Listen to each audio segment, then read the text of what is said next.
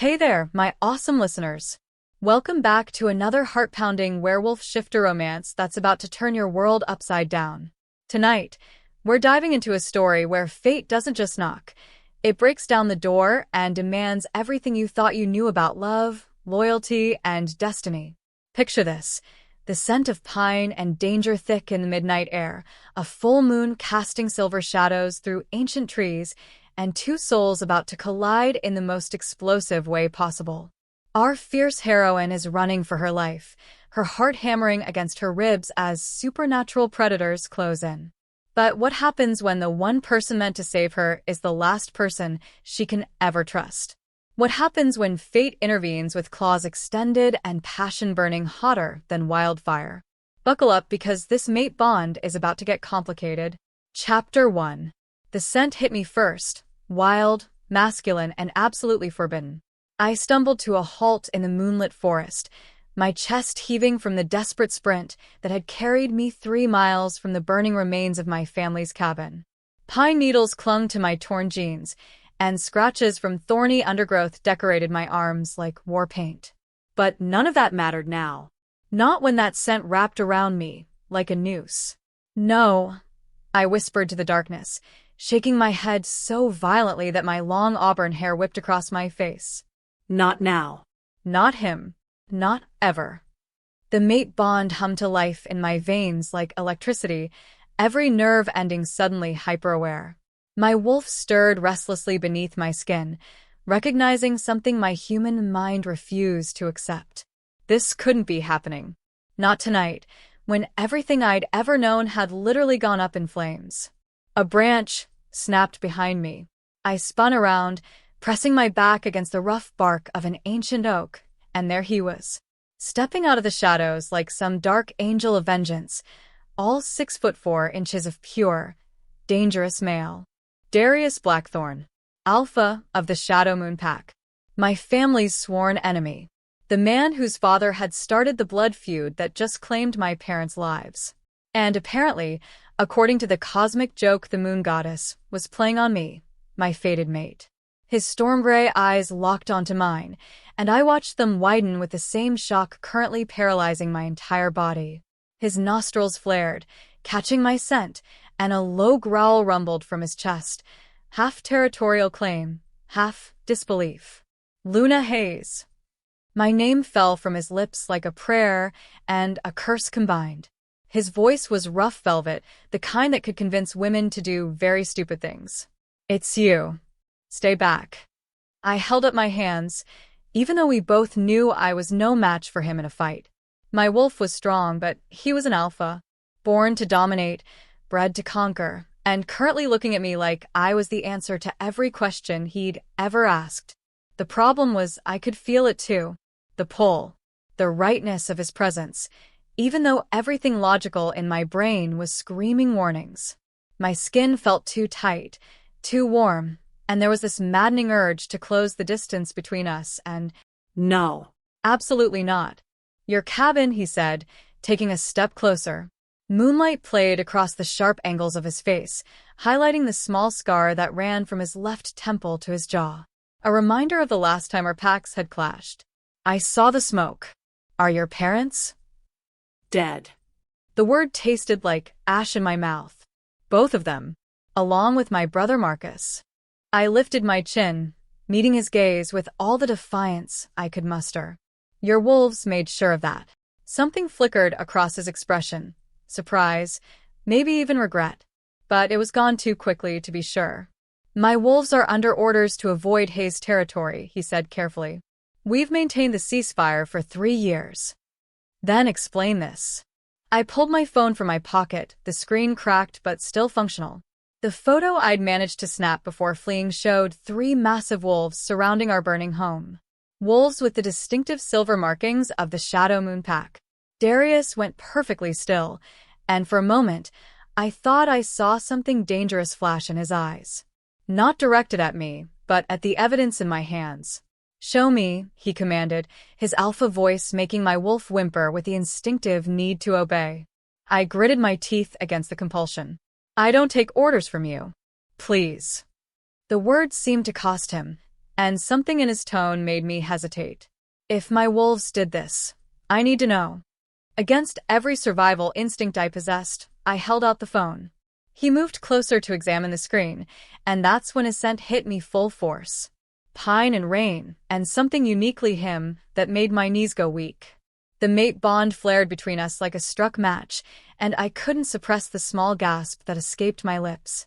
His head snapped up, eyes meeting mine, and suddenly the air between us was electric. Charged. Impossible to ignore. Luna. My name was a rough whisper on his lips, and he was so close now I could see the golden flecks in his gray eyes. Could feel the heat radiating from his skin. This is a mistake. I snatched my phone back, breaking the spell. A cruel joke. Nothing more. His jaw tightened. The moon goddess doesn't make mistakes. She made this one. I backed away from him, hating how my body protested the distance. You're a Blackthorne. I'm a Hayes. Our families have been at war for 20 years. Wars end. Not this one. Not after tonight. I gestured toward the orange glow still visible through the trees. Your pack just murdered my entire family. If that's true, it's true. Then someone is going to pay for it. The promise in his voice was deadly serious, and for a second, I almost believed him. Almost let myself think that maybe, just maybe, he wasn't like his father. Then reality crashed back down around me. Right. You expect me to believe the big, bad alpha is going to punish his own wolves for killing Hayes? I laughed, but there was no humor in it. Save the act for someone more gullible. You don't know me. I know enough. I started backing away again, putting more distance between us before my traitorous body convinced me to do something monumentally stupid. Like trust him. I know your father declared war on mine over a territory dispute. I know Shadow Moon Wolves have been picking off Hayes pack members for 2 decades. And I know that as of tonight, I'm the last Hayes standing. The weight of that statement hit me like a physical blow. I was alone. Completely, utterly alone in a world that suddenly felt far too big and dangerous. Darius must have sensed my moment of weakness because he moved closer again, his expression shifting from guarded to something that might have been concern. You don't have to be alone, he said quietly. The mate bond means nothing. I cut him off, wrapping my arms around myself. Less than nothing. You're the enemy, Darius. That doesn't change just because fate has a twisted sense of humor. Luna. A howl echoed through the forest, long and mournful, and my blood ran cold. I recognized that call. Shadow Moon Patrol, and they were close. Too close. Darius tensed, his head turning toward the sound. You need to go. What? Now. He was already moving, positioning himself between me and the direction of the howl. If they find you here, with me, they'll ask questions I can't answer yet. I stared at him. What's that supposed to mean? Another howl, closer this time, and then another. They were converging on our position. Go. Darius barked, his alpha authority making my wolf scramble to obey, even as my human side hesitated. North, toward the river. There's an old hunting cabin about 2 miles upstream. You'll be safe there until... Until what? His storm gray eyes met mine one last time, and I saw something in them that made my stomach clench with unwanted hope. Until I can find out who really killed your family. The howls were getting closer. Decision time. I should have told him to go to hell. Should have laughed in his face and walked away without looking back. Should have done anything except what I actually did, which was nod once, sharply, before turning and disappearing into the forest. As I ran through the darkness, branches catching at my clothes and roots trying to trip me with every step, I could still feel the phantom warmth of his presence. Could still smell his scent clinging to my skin. The mate bond hummed between us like a live wire, growing stronger with every step I took away from him, as if the distance was only making it fight harder to pull us back together. But some things were more important than fate. Some things were worth fighting destiny itself, even if it killed me. Chapter 2. The hunting cabin looked like it hadn't been used in years. I approached it cautiously, my wolf senses on high alert as I scan the area for any sign of recent occupation. The small structure sat in a clearing beside a babbling creek, its weathered logs gray with age and moss creeping up the sides. A rusty padlock hung from the door, but the wood around the latch was soft with rot. One sharp kick, and I was inside. The interior was sparse but clean, a single room with a stone fireplace, a narrow bed covered in dusty blankets, and shelves lined with canned goods that were probably older than I was. But it was shelter, and after the night I'd had, that was more than enough. I collapsed onto the bed without bothering to check the blankets for spiders, my body finally acknowledging the exhaustion that adrenaline had been keeping at bay. Every muscle ached, every scratch burned, and underneath it all was the constant, maddening awareness of the mate bond. Even miles away from Darius, I could still feel him. A warm pulse in my chest, a restless energy in my veins that whispered about incomplete connections and unfulfilled destiny. "Shut up," I told the sensation, pulling a dusty pillow over my head. "Just shut up." But the bond didn't listen. If anything, it seemed to pulse stronger, as if responding to my resistance with increased determination. I must have dozed, because the next thing I knew, pale morning light was filtering through the grimy windows and something was moving outside the cabin. I sat up slowly, every sense immediately sharp and focused. My wolf stirred beneath my skin, hackles rising at the unfamiliar scent drifting through the walls. Female. Wolf. Unknown. And getting closer. I slipped off the bed and moved to the window, peering carefully through a gap in the curtains. A woman was approaching the cabin, her movements confident and predatory. She looked to be in her early 30s, with platinum blonde hair pulled back in a severe ponytail and ice blue eyes that seemed to take in every detail of her surroundings. She was beautiful in a cold, dangerous way. The kind of beauty that came with claws and teeth, and absolutely no mercy. My wolf didn't like her at all. 3 light knocks on the door made me freeze.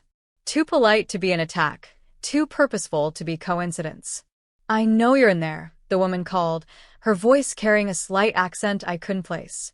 "My name is Sarah Nightshade. I'm here to help." Right. Because mysterious wolves showing up at my hideout was exactly what this situation needed. I stayed silent, hoping she'd give up and leave. Instead, I heard the distinctive sound of claws against wood. "I can smell your fear," she continued conversationally. "And your confusion. The mate bond is new, isn't it? Strong but unwanted. Complicated by circumstances beyond your control." My blood turned to ice. How could she possibly know about— "Oh yes, I know about Alpha Blackthorne." She laughed softly. "Word travels fast in our world, especially when it involves such interesting developments." I moved away from the window, grabbing a rusty poker from beside the fireplace. It wasn't much of a weapon, but it was better than nothing. "What do you want?" I called through the door. "To offer you a choice." "I don't need your help, don't you?" There was amusement in her voice now. The last Hayes, alone in the world, faded to her family's greatest enemy. "I'd say you need all the help you can get." The casual way she said last Hayes made my stomach clench. The reality of my situation was still too fresh, too raw to handle. "Go away." "I'm afraid I can't do that." The door handle rattled. "You see, you have something that doesn't belong to you." "I don't have anything." "You have a mate bond with Darius Blackthorne." "My mate bond." The words hit me like a physical blow. I staggered backward, the poker slipping from suddenly nerveless fingers. "That's impossible," I whispered. "Is it?" The door handle turned again, more insistently. "Did you really think you were the first woman he's claimed? The first to feel that pretty little tingle when he looks at you?" No. That couldn't be right. The mate bond was sacred, unique, one per person per lifetime. Everyone knew that. "You're lying." "Am I? Then why haven't you completed the bond yet? Why did he let you run away instead of claiming you properly?" Her voice dropped to a silky whisper. "It's because he already belongs to someone else." The door creaked open, and I realized she'd been picking the lock while we talked.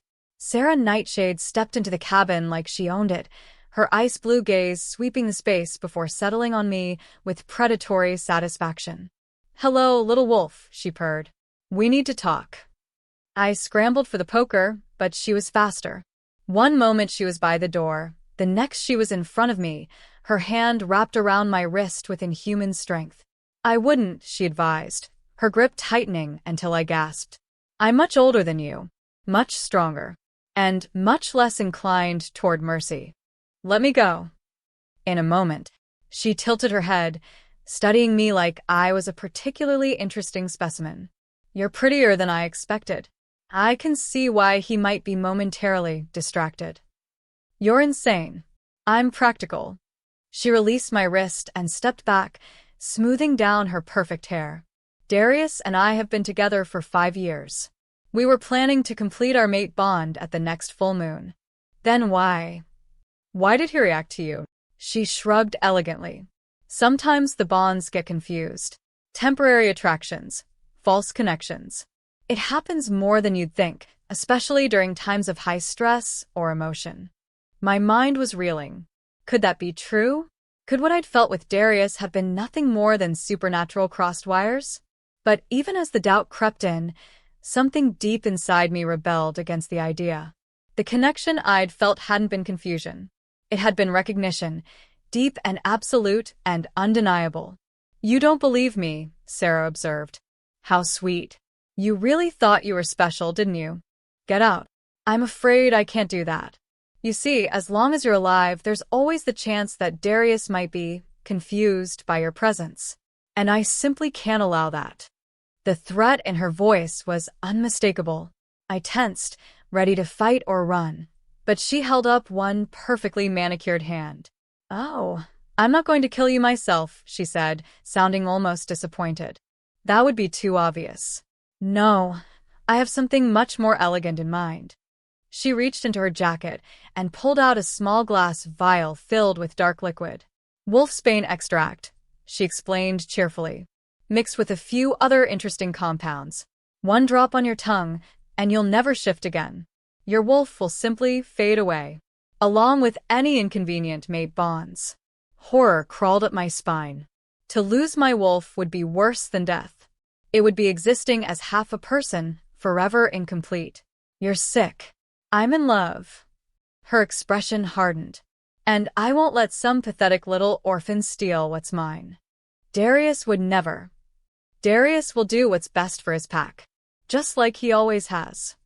She unstoppered the vial, and the scent that emerged made my wolf recoil in terror.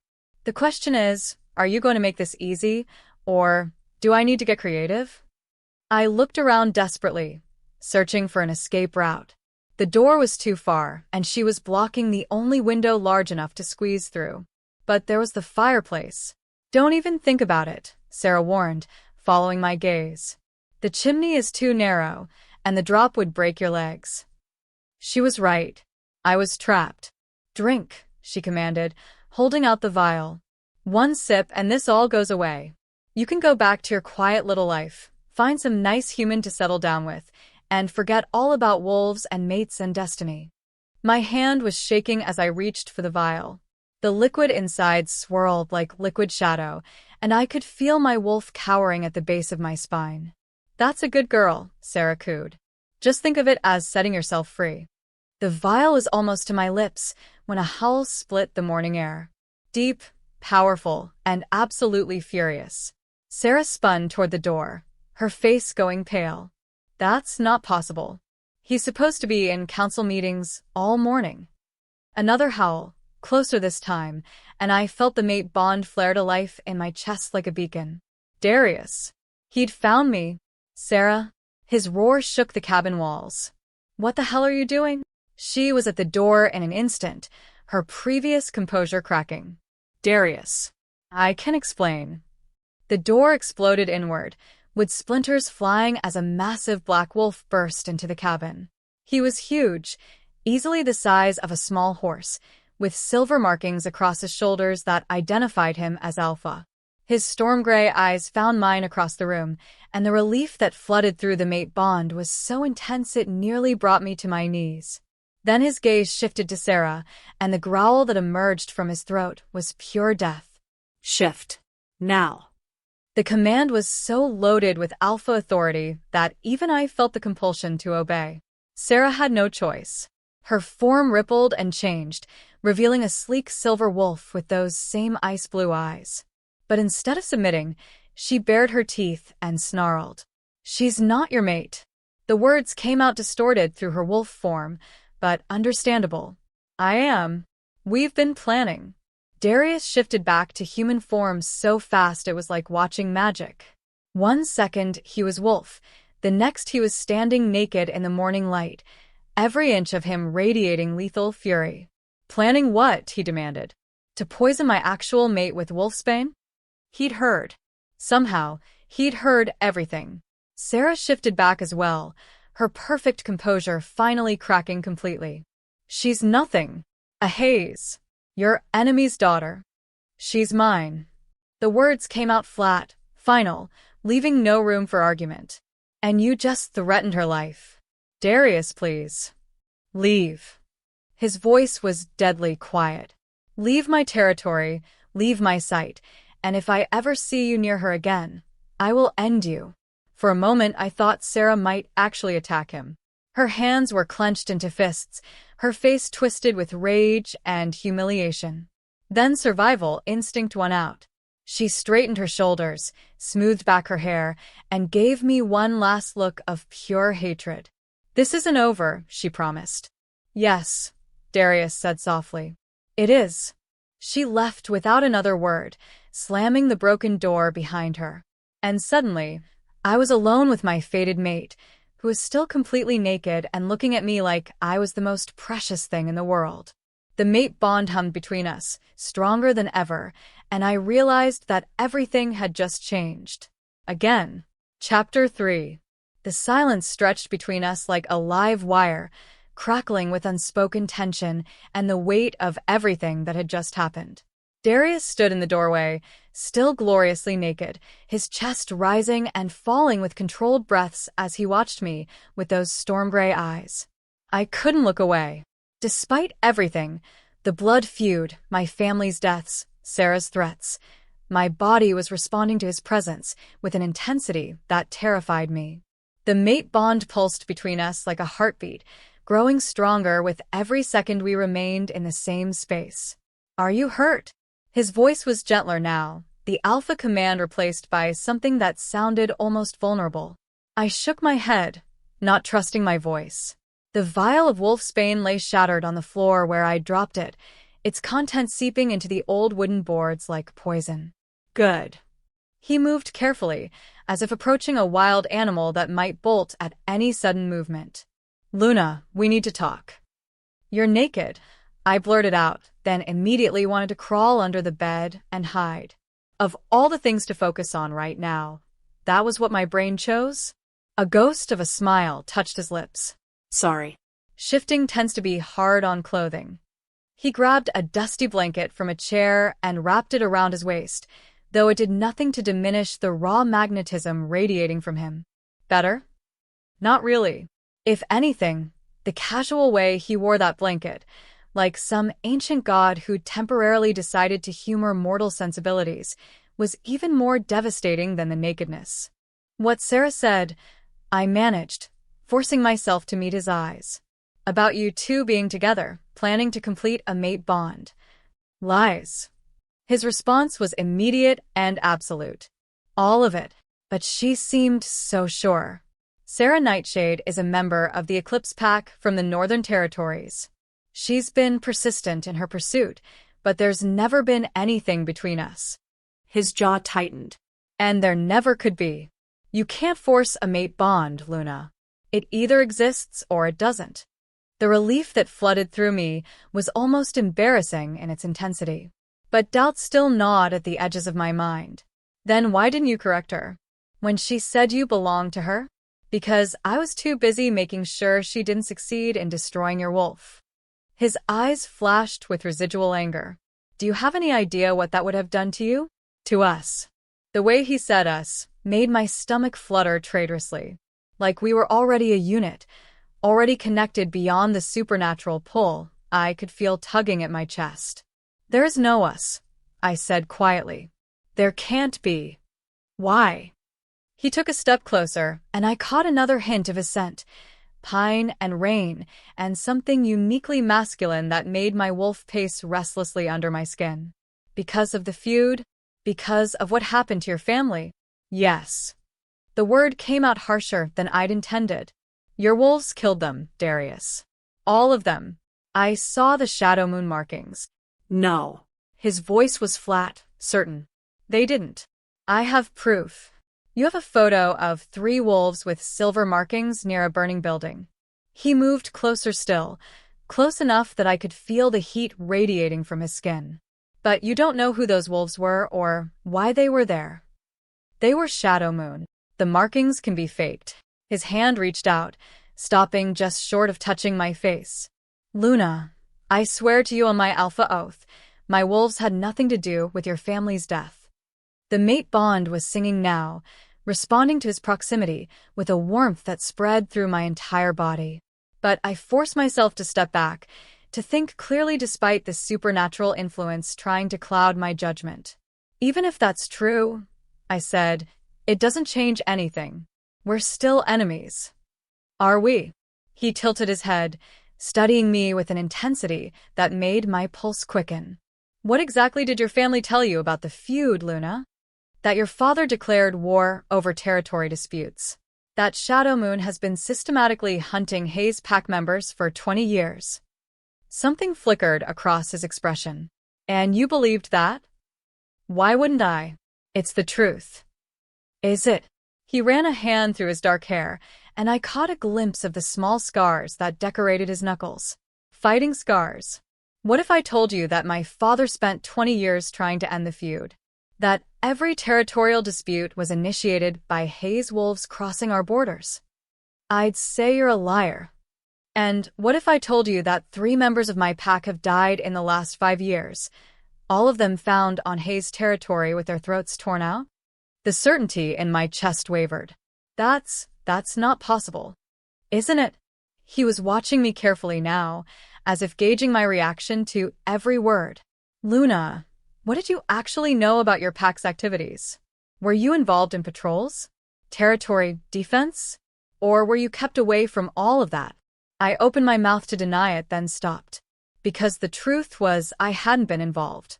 My parents had been very clear about keeping me out of pack business, insisting I focus on my studies, my art, anything that would keep me far from the dangerous realities of werewolf politics. "They were protecting me," I said weakly. "From what?" From you. From Shadow Moon.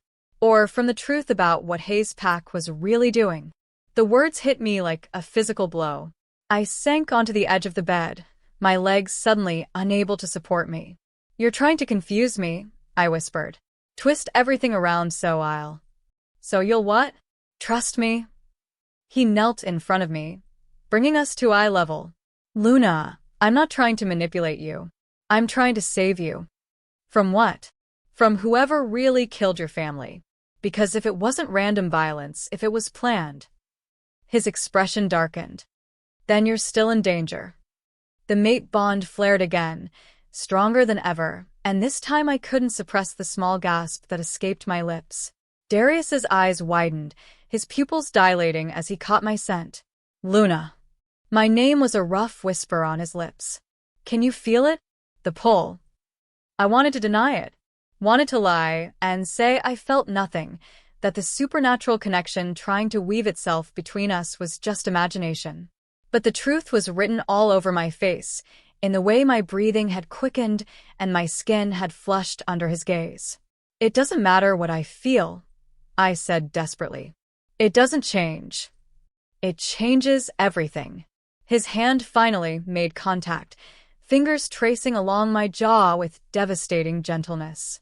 "Luna, I've been waiting my entire life for this. For you." The admission sent heat spiraling through my body.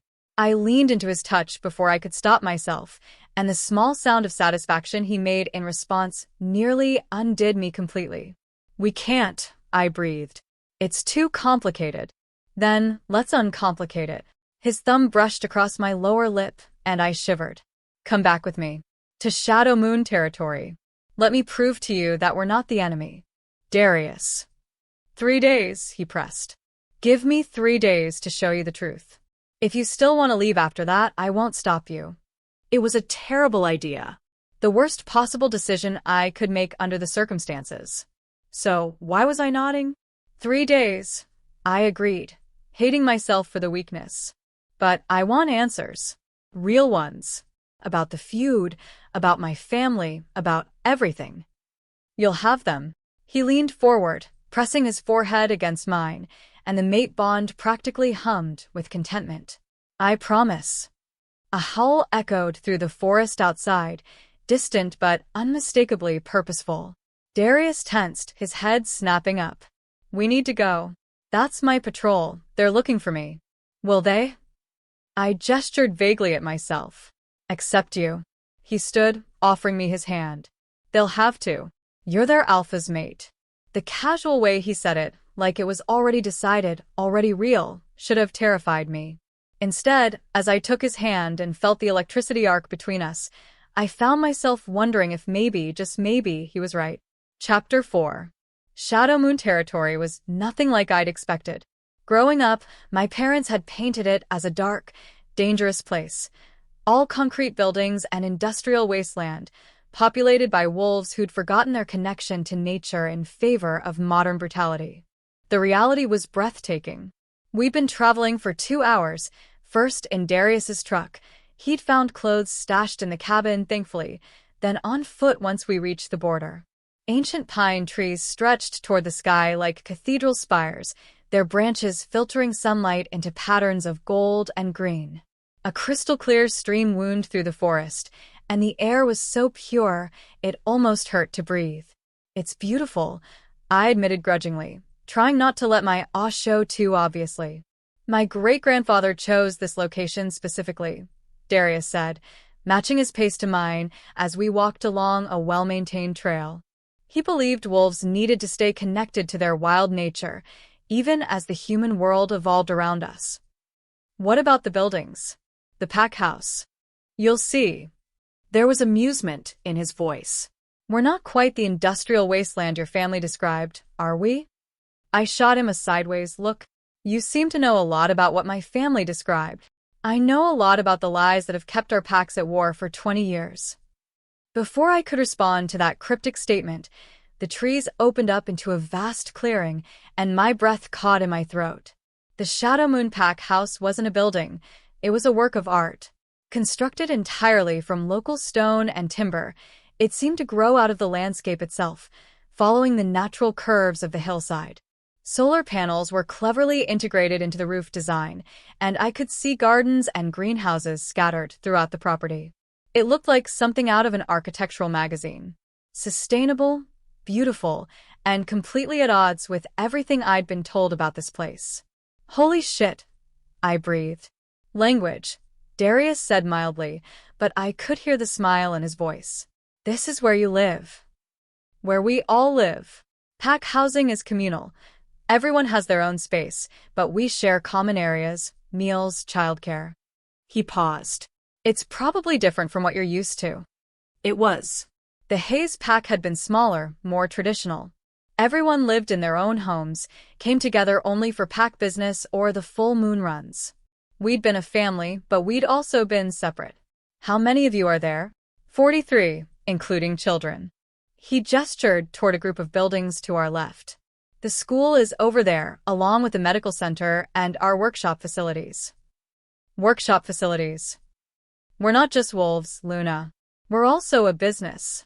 Sustainable building design and construction. That's how we support the pack financially.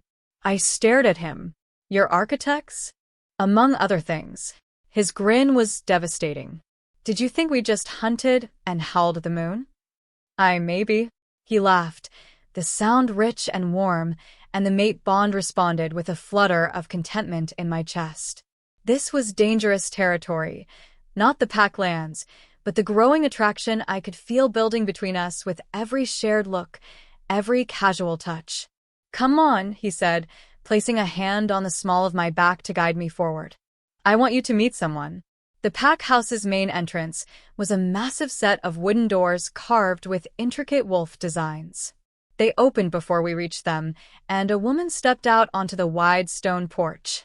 She was probably in her 60s, with silver-streaked hair braided down her back and the kind of weathered beauty that spoke of a life lived fully.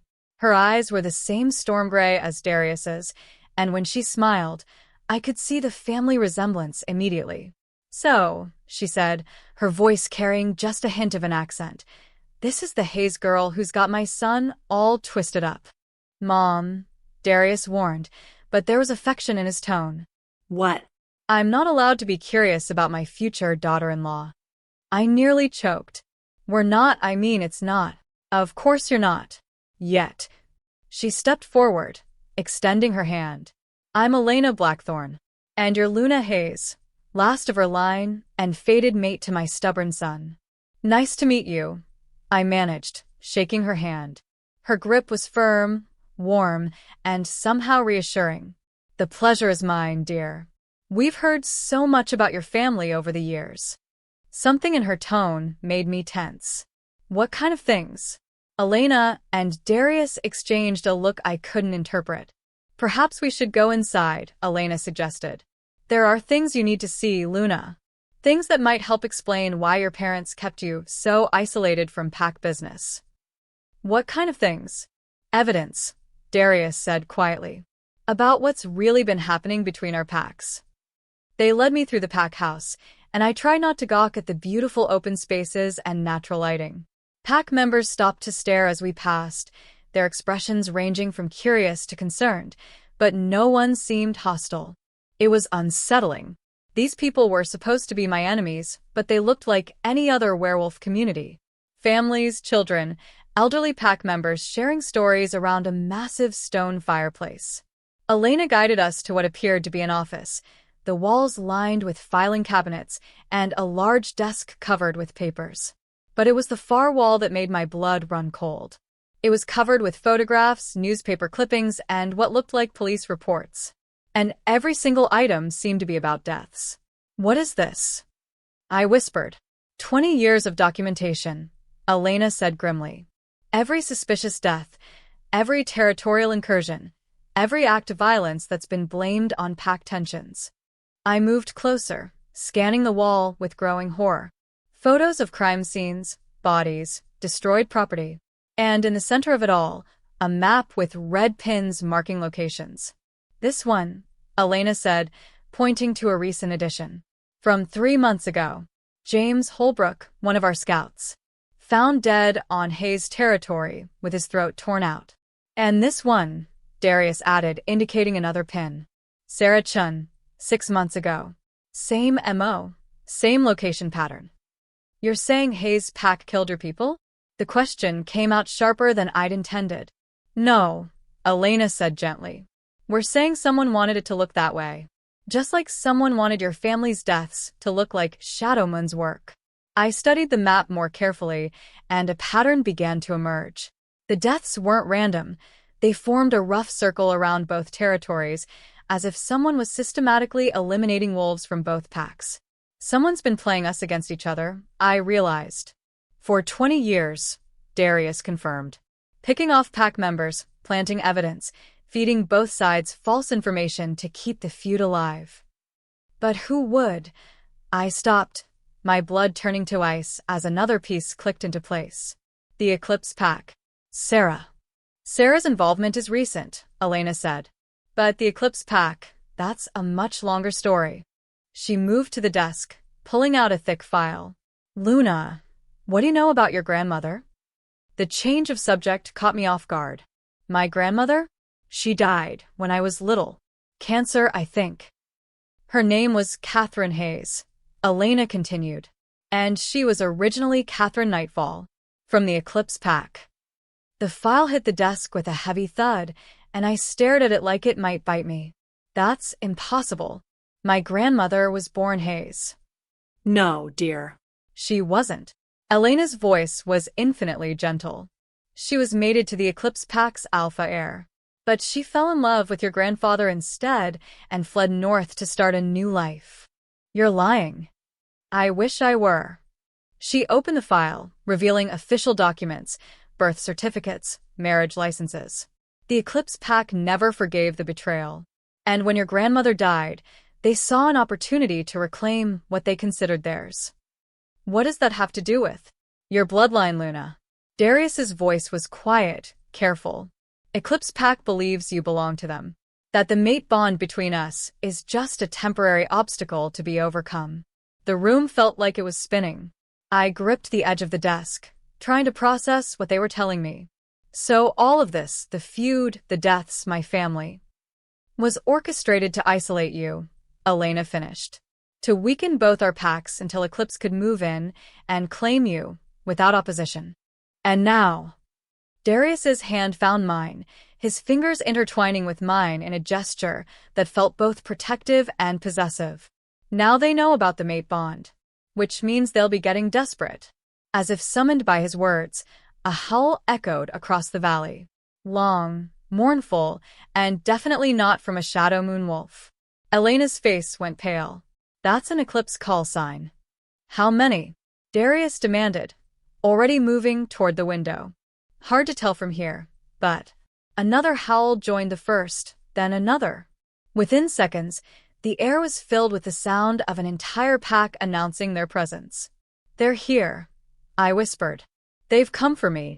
Darius turned from the window, his expression grim but determined. Let them come. This is Shadow Moon territory, and you're under our protection now. You don't understand, I said desperately. If what you're telling me is true, they've been planning this for decades. They won't just give up. Neither will we. His storm-gray eyes met mine, and I saw absolute conviction there. Luna, I told you I'd been waiting my whole life for you. I meant it. Whatever it takes, whatever we have to face, we face it together. The mate bond flared between us, stronger than ever, and for the first time since this nightmare began, I felt something that might have been hope. But outside, the howling continued, getting closer with every passing moment. And I had the terrible feeling that the real fight was just beginning. Chapter 5. The Shadow Moon Pack moved with military precision. Within minutes of the first eclipse howl, the pack house had transformed from a peaceful community center into a fortress. Windows were secured, children were moved to interior rooms, and armed patrols took positions along the perimeter. It was like watching a well-rehearsed dance, every pack member knowing exactly where they needed to be. I stood at the main window of Elena's office, watching wolves stream across the valley below. Even from this distance, I could see they were massive, larger than any wolves I'd ever encountered, with the distinctive black coats and silver eyes that marked them as Eclipse Pack. How many? Darius asked, joining me at the window. He'd changed into tactical gear, black cargo pants, a fitted shirt, and a shoulder holster that looked very much not empty. 30, maybe 40, I said, my mouth dry. Darius, this is because of me. I should just... Don't. His hand caught my wrist before I could step toward the door. Don't even think about it. But if I go with them, you'll be dead within the hour. Elena's voice was flat, certain. Luna, Eclipse Pack doesn't want you as a member. They want your bloodline. And once they have what they need from you... She didn't finish the sentence. She didn't need to. What exactly do they need? I asked, though I wasn't sure I wanted the answer. An heir, Darius said grimly. Eclipse Pack has been struggling with fertility issues for decades. Too much inbreeding, too much focus on maintaining pure bloodlines. Your grandmother's genetics represent fresh breeding stock. The clinical way he said it made my stomach turn. So I'm just livestock to them? Valuable livestock. Elena pulled out another file, this one even thicker than the last. They've been tracking your family line for 3 generations, waiting for the right moment to act. And now you're of age, unmated, and conveniently isolated. Darius's jaw was tight with barely controlled anger. From their perspective, it's perfect timing. A sharp knock at the office door interrupted us. A young man poked his head in, maybe 19 or 20, with the lean build of a scout. Alpha, they're requesting parley, he reported. Under the old laws. Darius cursed under his breath. How many representatives? 3. They're Alpha, a female who claims to be Pack Beta, and… The scout's eyes flicked to me nervously. Someone who says she's Luna's cousin. My cousin? I stared at him. That's impossible. I don't have any living relatives. Eclipse Pack has been very creative with their definitions of family, Elena said dryly. Luna, you need to understand, they'll say anything, promise anything, to get you to come with them willingly. And if I don't, then they'll try to take you by force. The mate bond pulsed between Darius and me, picking up on his rising tension. I could feel his wolf pacing under his skin, ready for violence, held in check only by his human discipline. The parley? I said suddenly. I want to attend. Absolutely not. Darius.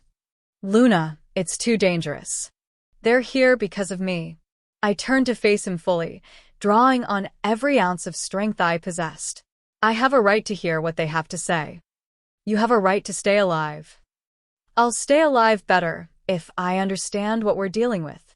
I crossed my arms, meeting his gaze steadily. Besides, don't you want to know what lies they're going to try? He stared at me for a long moment, and I could practically see the internal battle playing out behind his storm gray eyes. Fine, he said finally, but you stay beside me the entire time. And if I say run, you run. No arguments, no heroics. Deal. Elena cleared her throat. If we're doing this, we need to do it right. Luna, you'll need to understand Pack protocol for formal negotiations. I've never done anything like this before. I know, dear. That's what worries me. She moved to a cabinet and pulled out what looked like formal robes. These belong to your grandmother. I've been keeping them just in case. The fabric was beautiful, deep blue silk embroidered with silver thread in patterns that seemed to shift and move in the light. But touching it felt like putting on a stranger's skin. I can't wear this. You can and you will. Elena's voice brooked no argument. Luna, these people are going to try every psychological trick in the book to convince you that you belong with them. Looking like a lost little girl will only make their job easier. She was right, and I hated that she was right. 20 minutes later, I stood in the Pack House's formal meeting room wearing my grandmother's ceremonial robes and trying not to throw up from nerves. Darius stood beside me in his own formal attire, black leather and silver accents that made him look every inch the alpha he was. The Eclipse Pack representatives were escorted in by Shadow Moon guards, and my first glimpse of them sent ice through my veins. Their alpha was a mountain of a man, easily 6'6" with shoulders that could probably stop a truck. His hair was pure white despite his relatively young face, and his silver eyes seemed to catalog every detail of the room before settling on me with disturbing intensity. The woman beside him was tall and elegant, with the kind of beauty that looked carved from ice. Her black hair was swept back in a severe chignon, and she moved with the predatory grace of a born killer. But it was the third representative that made my breath catch. She looked exactly like me. Same auburn hair, same green eyes, same bone structure. If I had known better, I would have sworn I was looking at my twin sister. Luna Hayes, the alpha said, his voice carrying just a hint of an accent. I am Marcus Nightfall, alpha of the Eclipse Pack. This is my beta, Lydia Shadowbane, and your cousin, Victoria Nightfall. Victoria stepped forward, her smile warm and apparently genuine. Luna. Oh, it's so wonderful to finally meet you. Grandmother Catherine talked about you constantly. My grandmother is dead, I said carefully. Your human grandmother, yes. But Catherine had a sister, my grandmother Elena. We've been trying to reach out to your family for years, but… She glanced meaningfully at Darius. Communication has been difficult. It was a lie. It had to be a lie. But looking at her face, at the obvious family resemblance, doubt began to creep in. What do you want? Darius asked, his voice flat and dangerous. To offer Luna a choice, Marcus replied smoothly. A chance to learn about her true heritage, to take her rightful place among her blood family. Her rightful place is with her mate, Darius growled. Is it? Lydia spoke for the first time, her voice like silk over steel. Tell me, Alpha Blackthorne, have you completed the mating bond yet? The question hung in the air like a challenge. I felt heat rise in my cheeks as I realized what she was implying. The timing of our bond completion is none of your concern, Darius said carefully. Isn't it? Marcus smiled, and the expression was all teeth. Because according to pack law, an uncompleted mate bond can be challenged within the first lunar cycle. What are you talking about? I demanded. Ancient law, dear cousin, Victoria said, her tone almost apologetic. If a mate bond hasn't been physically consummated within 28 days of recognition, another alpha can issue a formal challenge for the right to claim the unbonded wolf. My blood turned to ice. And if the challenger wins? The original bond is dissolved, and a new one can be formed. The silence that followed was deafening. I could feel Darius's rage building like a storm front, his wolf pushing closer to the surface, with every second. There's just one problem with your theory, he said, his voice deadly quiet. Oh, the bond has been consummated. It was a lie, and we all knew it. But the conviction in his voice made even me almost believe it. Marcus's eyes narrowed. Prove it. Excuse me? If the bond is complete, there should be physical evidence. Mating marks, scent changes, behavioral patterns. His gaze shifted to me, and I felt like prey being evaluated by a predator. I detect none of those things from Luna. Because it's none of your damn business what? Actually, Lydia interrupted. It is our business. Luna, may I approach you? Something in her tone made my wolf recoil in instinctive fear, but I nodded. She moved closer and I caught her scent, cold, antiseptic, utterly wrong. She leaned in as if to embrace me, her nose brushing along my neck. Unmated, she announced. Definitely unmated. I can smell Blackthorne on her, but there's no permanent bonding scent. Get away from her. Darius's command carried enough alpha authority to make the windows rattle. But Lydia just smiled. I formally challenged the incomplete mate bond between Luna Hayes and Darius Blackthorne under the ancient laws of pack sovereignty. On what grounds? Elena demanded, speaking for the first time since the meeting began. On the grounds that she belongs to Eclipse Pack by blood right, and that Blackthorne has failed to properly claim her within the traditional time frame. The challenge must be issued by an alpha, Darius pointed out. Then I'll issue it, Marcus said, stepping forward. I, Marcus Nightfall, alpha of the Eclipse Pack, formally challenge your claim to Luna Hayes. Combat to be held at the next full moon. Winner takes the disputed mate. And if I refuse? Then we take her anyway, and you get to explain to your pack why their alpha was too weak to defend his mate. The threat was unmistakable. Fight, or watch Eclipse Pack tear through Shadow Moon territory to get to me. Darius was quiet for a long moment, and I could practically feel him weighing options, calculating odds. Accepted, he said finally, but I have conditions. Name them. The challenge will be held on neutral ground. 3 days from now, not at the full moon. And Luna gets to choose her own prize if I win. Which would be? Eclipse Pack withdraws from both territories permanently. No more manipulation, no more orchestrated violence, no more attempts to claim her. Marcus considered this, his silver eyes calculating. And if I win? Luna comes with you willingly. No. The word exploded out of me before I could stop it. I don't agree to those terms. Luna, Darius started. No. I stepped between the two alphas, my wolf finally finding her voice. I'm not a prize to be won or lost in some testosterone-fueled pissing contest. If you want to fight, fine. But I decide my own fate, regardless of who wins. The silence that followed was electric with tension. Interesting, Marcus murmured. She has more spirit than I expected. She has more sense than any of us, Elena said dryly. Luna's right. This is her choice to make. Then what do you propose?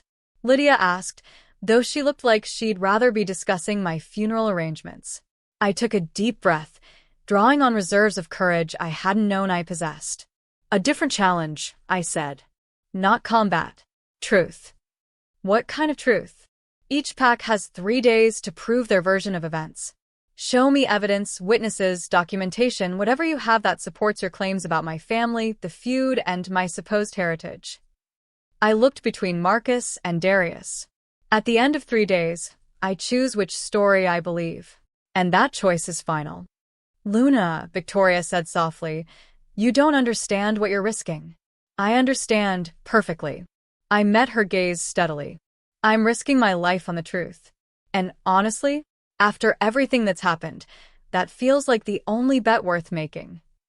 Marcus and Darius exchanged a look that could have started a war. Agreed, Marcus said finally. 3 days. But Luna stays in neutral territory during the investigation. Absolutely not, Darius growled. Then no deal. We're not letting her stay in Shadow Moon territory where you can manipulate the evidence. And we're not letting her stay in Eclipse territory where you can brainwash her. Actually, I said, an idea forming. I know exactly where I want to stay. They all looked at me expectantly. The old Hayes territory. My family's land. I straightened my shoulders. If we're looking for truth, that's where we'll find it. Chapter 6. The ruins of my childhood home looked even more devastating in daylight. What had been a cozy 2-story cabin was now little more than charred timber and melted metal. The stone foundation remained, along with the brick chimney that had anchored our kitchen, but everything else was gone. 26 years of family history reduced to ash and memory. I stood at the edge of what used to be our front yard, breathing in the lingering scent of smoke and trying not to cry. Luna. Darius's voice was gentle behind me. You don't have to do this. Yes, I do. We'd arrived an hour ago. A strange caravan consisting of Darius and 2 Shadow Moon wolves, Marcus and Victoria from Eclipse Pack, and me trying to pretend I wasn't falling apart at the seams. The neutral ground agreement meant both packs had to maintain a respectful distance while I investigated, but I could feel their eyes on me constantly. Watching, waiting, calculating. Where do you want to start? Victoria asked, approaching carefully. She'd changed out of her formal attire into jeans and a sweater, and the casual clothes made her look even more like me. It was unsettling. The basement, I said without hesitation. If there's anything left of Dad's files, that's where they'd be.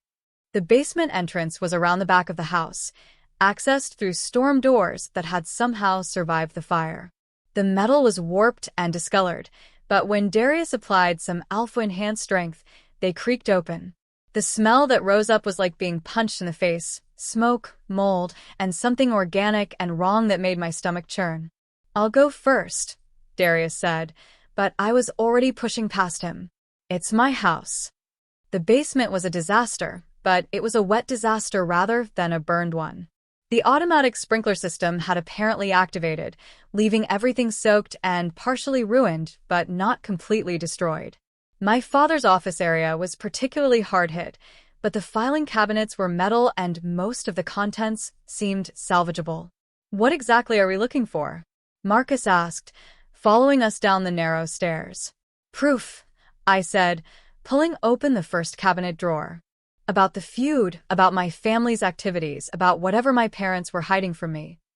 The first few files were mundane, tax records, insurance papers, pack registration documents.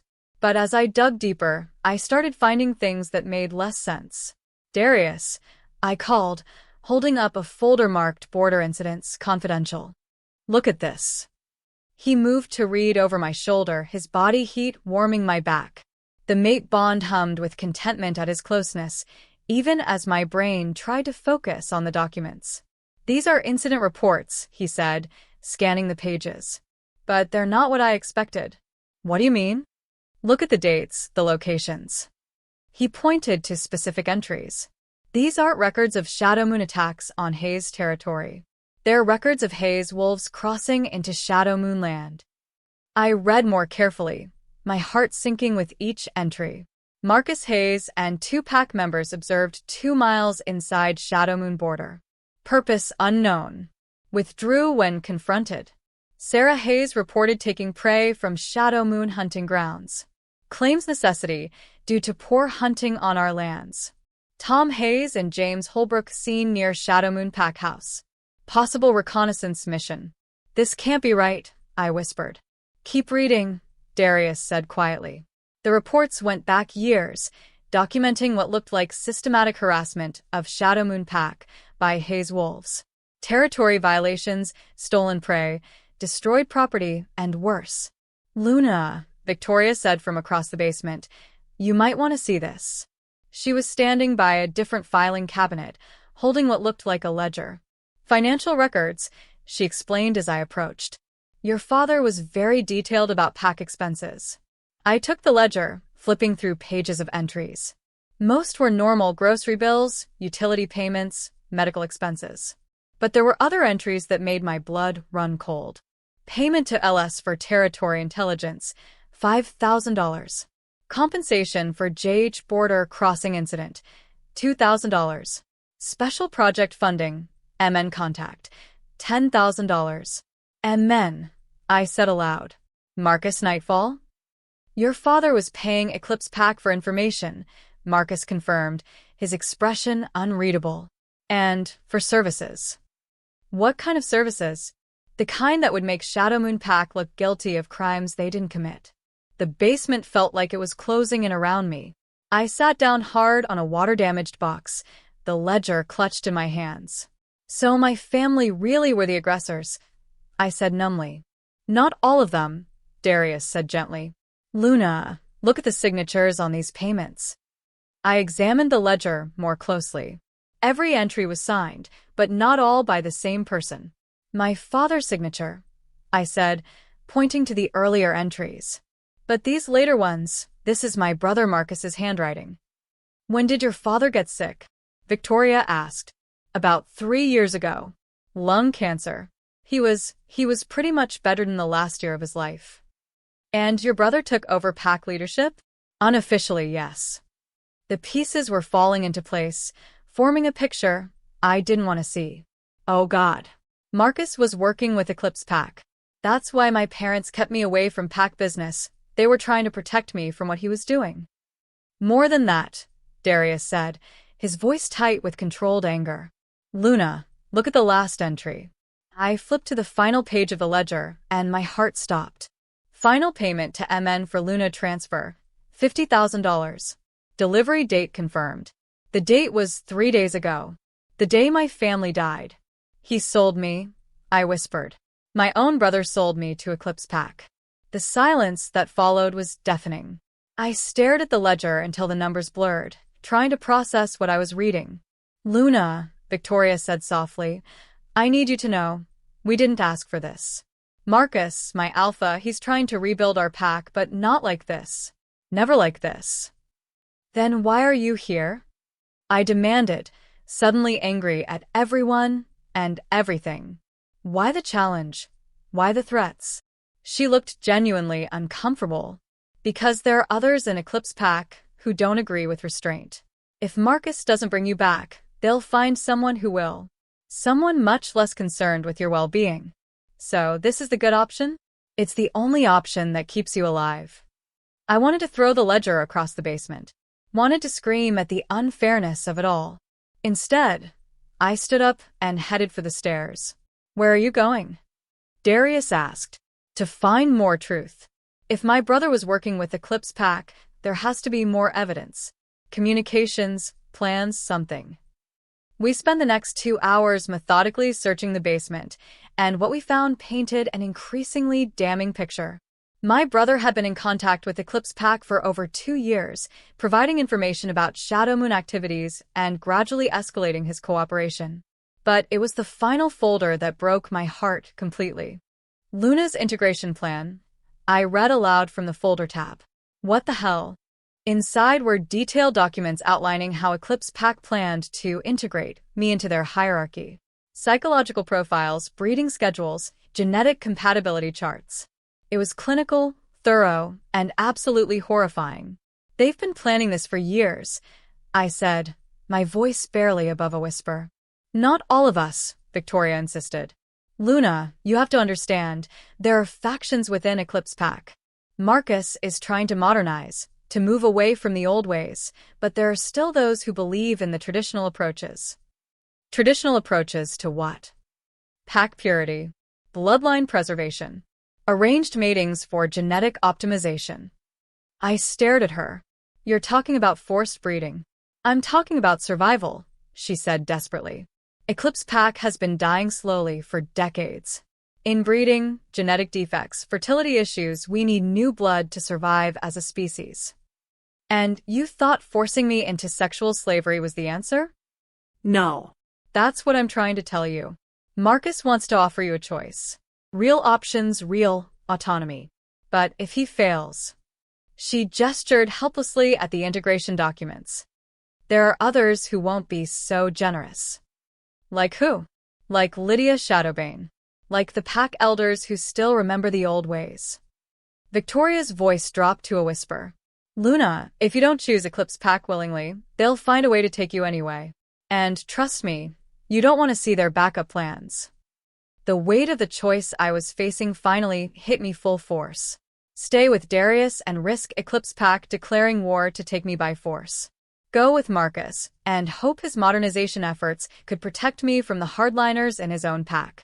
Or find a third option that nobody was offering. I need some air, I said, heading for the stairs. Luna. Darius started to follow, but I held up a hand. Please.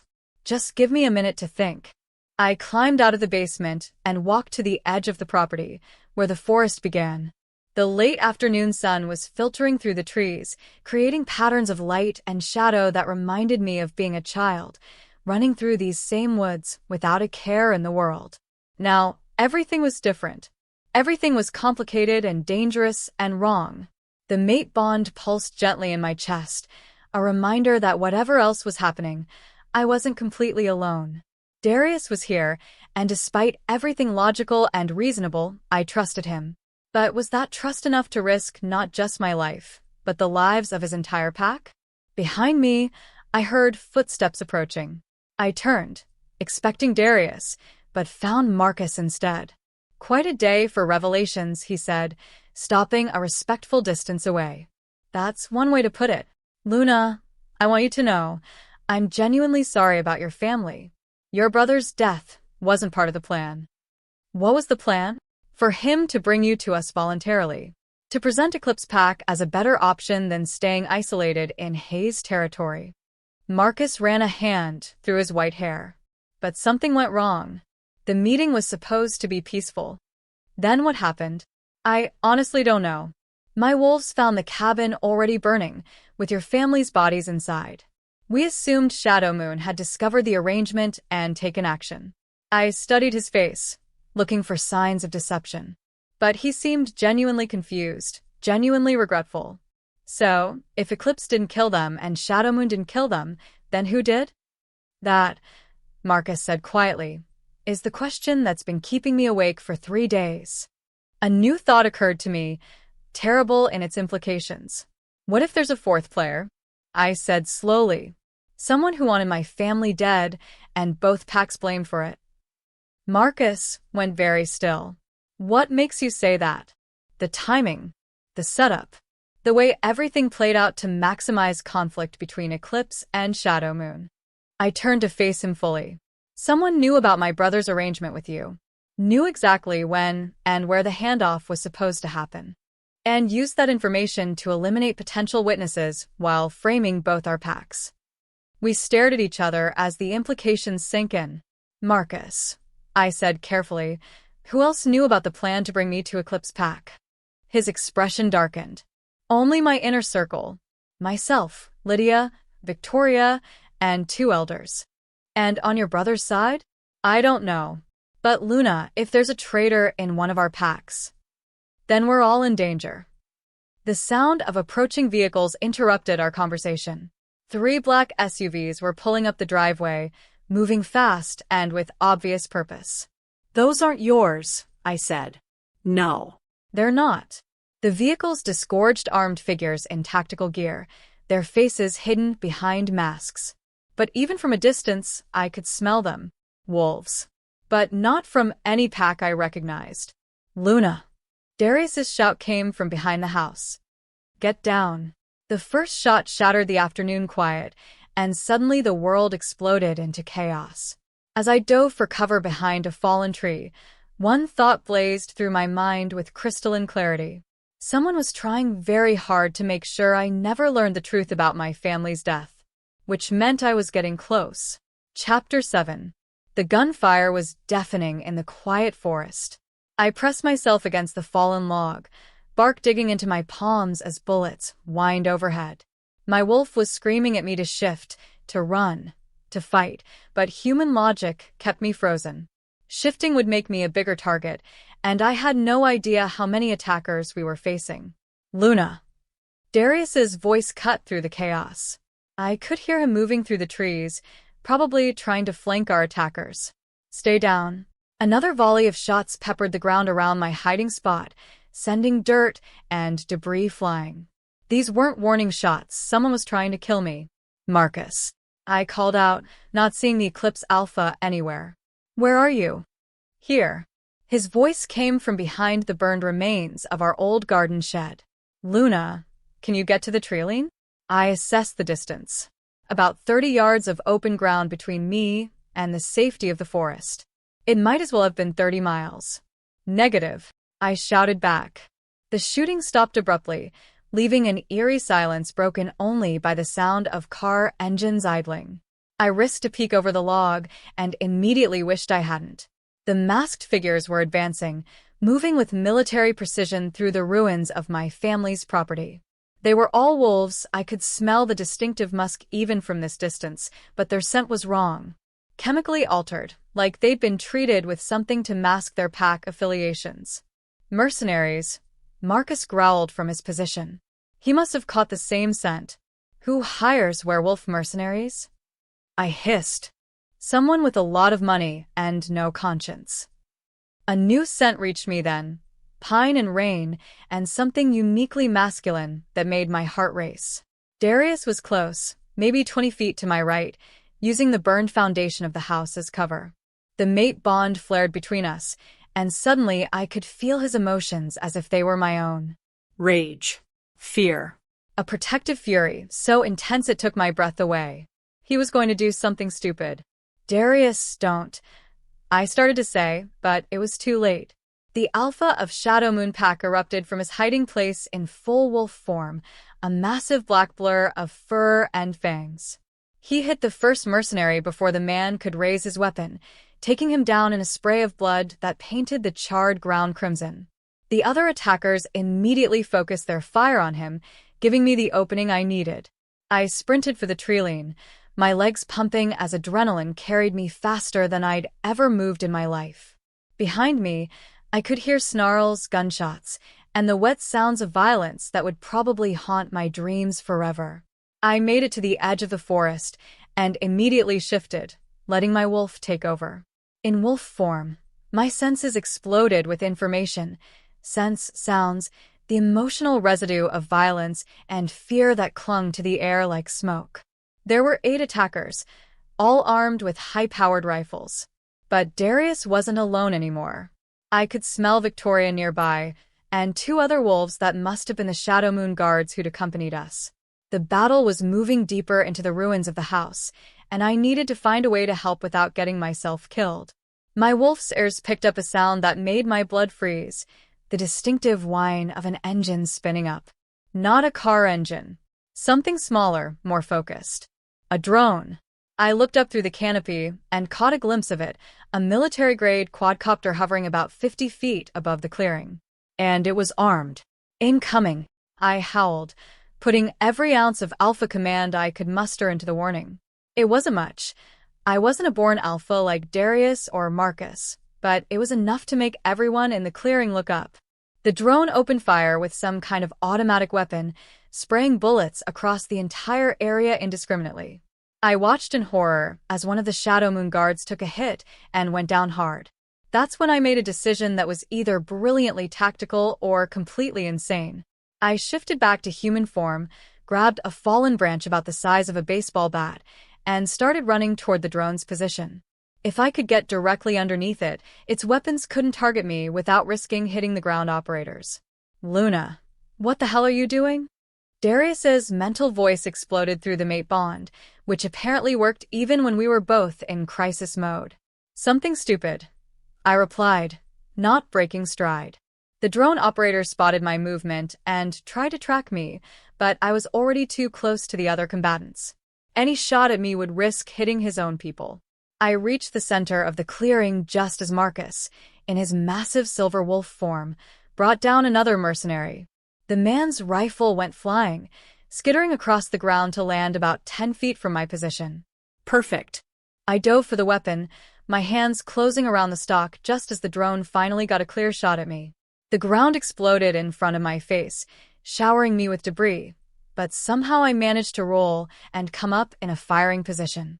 I'd never fired a military-grade rifle before, but I'd grown up hunting with my father. The principles were the same, even if the stakes were infinitely higher. I aimed at the center mass of the drone and squeezed the trigger. The recoil nearly knocked me over, but my shot was true. The drone spun wildly, smoke pouring from its chassis, before crashing into the remains of our old chicken coop in a shower of sparks and twisted metal. Nice shot. Victoria's voice, somewhere to my left. But my moment of triumph was short-lived. The surviving mercenaries had regrouped, and now they were all focused on me. The wolf with the rifle. The primary target they'd been sent to eliminate. "Luna, run," Darius commanded, but there was nowhere to go. I was surrounded, outgunned, and about 30 seconds away from being very dead. That's when the cavalry arrived. Elena Blackthorne came through the trees like an avenging angel, leading a pack of shadow moon wolves that moved like they'd been born for warfare. Behind them, I caught glimpses of more figures, Eclipse Pack members, moving in perfect coordination with their supposed enemies. The battle that followed was brief and brutal. The mercenaries, caught between two coordinated wolf packs, didn't stand a chance.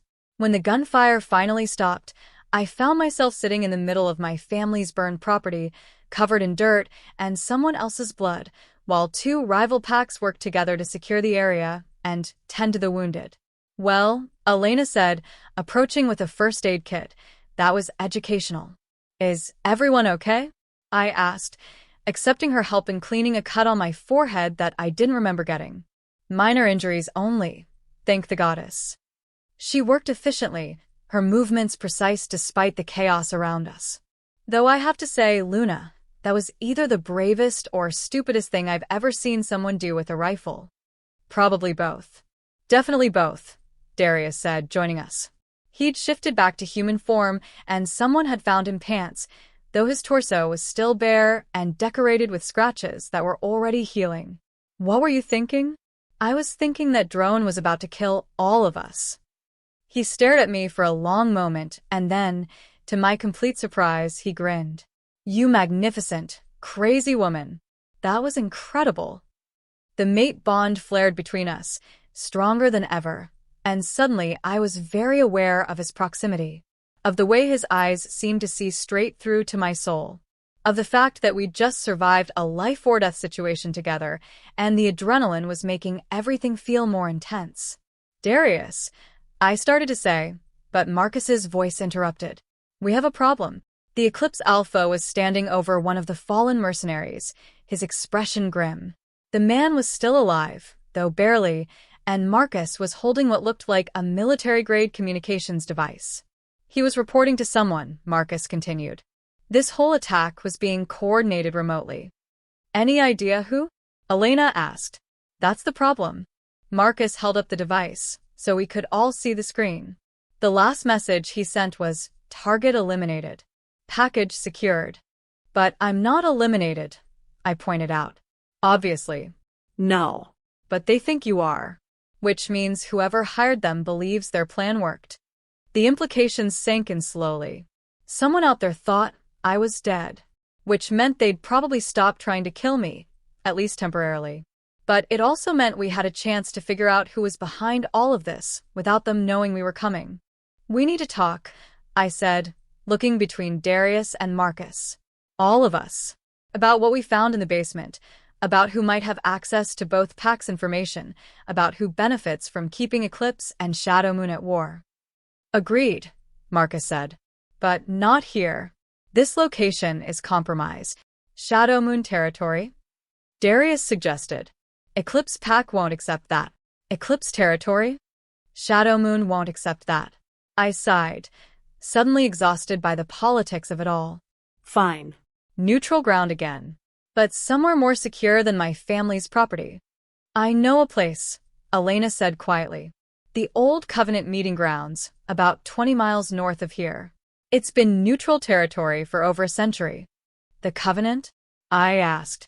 An agreement between all the regional pacts signed in the 1920s. Sacred ground, protected by laws older than any of our current feuds. She looked between Darius and Marcus. If we're going to solve this, we need to do it properly. With all the information on the table. And all the potential suspects, Marcus added grimly. As we prepared to leave the ruins of my childhood home, I couldn't shake the feeling that we were missing something important. The attack had been too coordinated, too well-informed. Someone had known exactly where we'd be, and when. Someone had been watching us. And that someone was still out there, probably planning their next move. Chapter 8. The Covenant meeting grounds looked like something out of a fantasy novel. Ancient stone circles rose from a natural clearing deep in the forest, their surfaces carved with symbols I didn't recognize, but somehow understood. Wolf pack totems, territorial markers, and what looked like binding runes that hummed with old power. The original Werewolf Council met here, Elena explained as we set up camp in the circle's center. Before the territories were divided, before the feuds began. This was where disputes were settled and alliances were forged. It's beautiful, Victoria said, running her fingers along one of the carved stones. I can feel the history in the rock itself. We'd arrived just as the sun was setting, casting everything in shades of gold and amber that made the ancient carvings seem to glow with their own light. Both packs had brought minimal personnel, just the essential people needed for security and the investigation, which meant it was time for some very uncomfortable conversations. Let's start with what we know, I said, spreading the documents we'd recovered from my family's basement across a flat stone that served as a natural table. My brother was working with Eclipse Pack for at least 2 years. He was providing intelligence about Shadow Moon activities and receiving payments in return.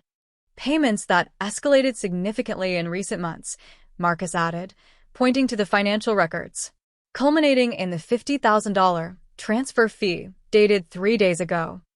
The day your family died, Darius said quietly. Right. But here's what doesn't make sense. I pulled out the integration documents. These plans for bringing me into Eclipse Pack are incredibly detailed. Psychological profiles, genetic compatibility assessments, long-term breeding schedules. This isn't something you put together in a few months. Try a few years, Victoria said, her voice tight with what sounded like guilt. Luna, those documents are dated almost 4 years ago. I stared at her. For years? But that would mean that Eclipse Pack has been planning this since you were 18. Since you came of age. She couldn't meet my eyes. I'm sorry. I should have told you sooner. You knew about this? I knew there were plans. I didn't know how detailed they were, or how far the elders were willing to go to implement them. Speaking of elders, Marcus said, his expression darkening, I think we need to discuss Lydia Shadowbane's role in all of this. What about her? I asked. She's been advocating for more aggressive action regarding you since the beginning. Every time I suggested patience, diplomacy, giving you a choice in the matter, she argued for immediate extraction. Extraction. Darius's voice carried a dangerous edge. Kidnapping, Marcus clarified. She wanted to take Luna by force and deal with the consequences later. And you disagreed with this approach? Completely. Which is why I was trying to work through your brother instead. I thought if we could convince your family that Eclipse Pack offered better opportunities than staying isolated. You thought you could manipulate us into compliance, I said flatly. I thought I could find a solution that didn't involve violence. Marcus ran a hand through his white hair. Obviously, I failed. Someone did, Elena said quietly. The question is who? I studied the documents again, looking for patterns, connections, anything that might point to our mysterious fourth player. Wait, I said, pointing to one of the incident reports. Look at this. Marcus Hayes and 2 pack members observed in Shadow Moon territory. But it doesn't say who the two pack members were. Does that matter? Victoria asked. Maybe. Darius, do you have records of these border incidents from your pack's perspective? Some. Why? Because if we can cross-reference them, we might be able to identify who is helping my brother. And more importantly, who might have had access to information from both sides. Darius pulled out his phone and started making calls, coordinating with Elena to have Shadowmoon's records brought to our location. While we waited, I continued studying the Eclipse Pack documents. That's when I found it. Oh my God, I breathed, staring at a communication log buried in the back of the integration file. What is it? Marcus asked. Internal memos about the Luna Hayes project. Look at the distribution list. I held up the document so everyone could see. The memo was addressed to Marcus, Victoria, and 3 Eclipse Pack elders. But there was another name on the list that made my blood run cold. Shadowbane, external consultant. Lydia was feeding information to Eclipse Pack, Darius said, his voice deadly quiet. Not just information, I said, flipping through more documents. Look at this. Per LS recommendation, suggest accelerating timeline due to Shadowmoon mate bond complications. And this one, Victoria added, reading over my shoulder. LS advises that direct action may be necessary if diplomatic solutions fail. Mercenary contacts provided. The pieces were falling into place, forming a picture so ugly I almost couldn't look at it. Lydia Shadowbane has been playing both sides, I said, feeding Eclipse Pack information about Shadowmoon activities while pushing them toward more aggressive action. And when things got complicated, she hired mercenaries to eliminate the evidence, Marcus finished. Including you. But why? Darius demanded. What does she gain from all this? Power, Elena said simply. Luna, think about it. If Eclipse Pack had succeeded in taking you, Shadowmoon would have declared war to get you back. 2 packs destroying each other while a third party waits to pick up the pieces. What third party? Whoever Lydia is really working for. The sound of approaching vehicles interrupted our discussion. Darius tensed, his hand moving automatically to the weapon at his hip, but Elena held up a calming hand. Those are ours, she said. The records you requested. 3 Shadowmoon wolves emerged from the forest, carrying boxes of files and looking like they'd rather be anywhere else. The Covenant grounds were neutral territory, but that didn't make them comfortable being surrounded by Eclipse Pack members. Just set them down and go, Darius instructed. We'll call if we need anything else. As soon as the Shadowmoon wolves were gone, we dove into the new documents, cross-referencing incident reports, comparing dates and locations, building a timeline of deception that went back almost 5 years. Here, I said, finding what I was looking for. Border incident from 3 years ago. Hayes wolves on Shadowmoon land, reported by. I checked the signature. Lydia Shadowbane. And here's the corresponding Eclipse Pack intelligence report, Victoria said, holding up another document. Same incident, same date. But this version claims Shadowmoon wolves were the aggressors. She was feeding both sides false information, Marcus realized, making each pack think the other was escalating the conflict. While positioning herself as an expert on interpack relations, Elena added, the perfect consultant for Eclipse Pack's Luna Hayes project. The mate bond was humming with Darius's anger, his wolf pacing just beneath the surface of his control. I could feel his fury like a physical heat, and part of me wanted to comfort him. But there were still too many unanswered questions. We need to confront her, I said. Agreed, Marcus replied. But carefully. If she's been coordinating with outside forces, she might have backup plans we don't know about. More mercenaries? Or worse? A howl echoed across the forest, long and mournful, coming from the direction of Shadowmoon territory. Darius went rigid, his head snapping up. That's the emergency signal, he said, already reaching for his phone. The call connected on the first ring. Alpha, a breathless voice reported, we have a problem. Lydia Shadowbane just showed up at the pack house with 24 Eclipse Pack warriors. She's demanding to speak with you about Luna Hayes. She's what? Darius looked at Marcus. Did you authorize? No. Absolutely not. Marcus was already on his own phone. Lydia, what the hell do you think you're doing? I could hear her voice through the speaker, cold and arrogant. What I should have done weeks ago. The Hayes girl is a threat to pack stability. If you won't eliminate her, I will. You're not in charge of this operation, Marcus said through gritted teeth. Aren't I? Check your messages, Marcus. The elders have voted. I'm assuming control of the Luna Hayes project, effective immediately. The phone went dead. We stared at each other in stunned silence. She's making her move, Elena said quietly. Whatever her endgame is, she's decided to stop hiding behind proxies. We need to get back, Darius said, but I was already shaking my head. No. That's what she wants. She's trying to force a confrontation on ground of her choosing. Luna, she has warriors at my pack house. Then we don't go to your pack house. I stood up, feeling the weight of decisions settling on my shoulders. We end this here, on neutral ground under the old laws. What are you suggesting? A formal challenge, but not for mating rights. I met Marcus's eyes. For leadership of Eclipse Pack. If Lydia wants to control my fate, she can face me directly. Luna, you're not Eclipse Pack, Victoria pointed out. You can't challenge for leadership. Can't I?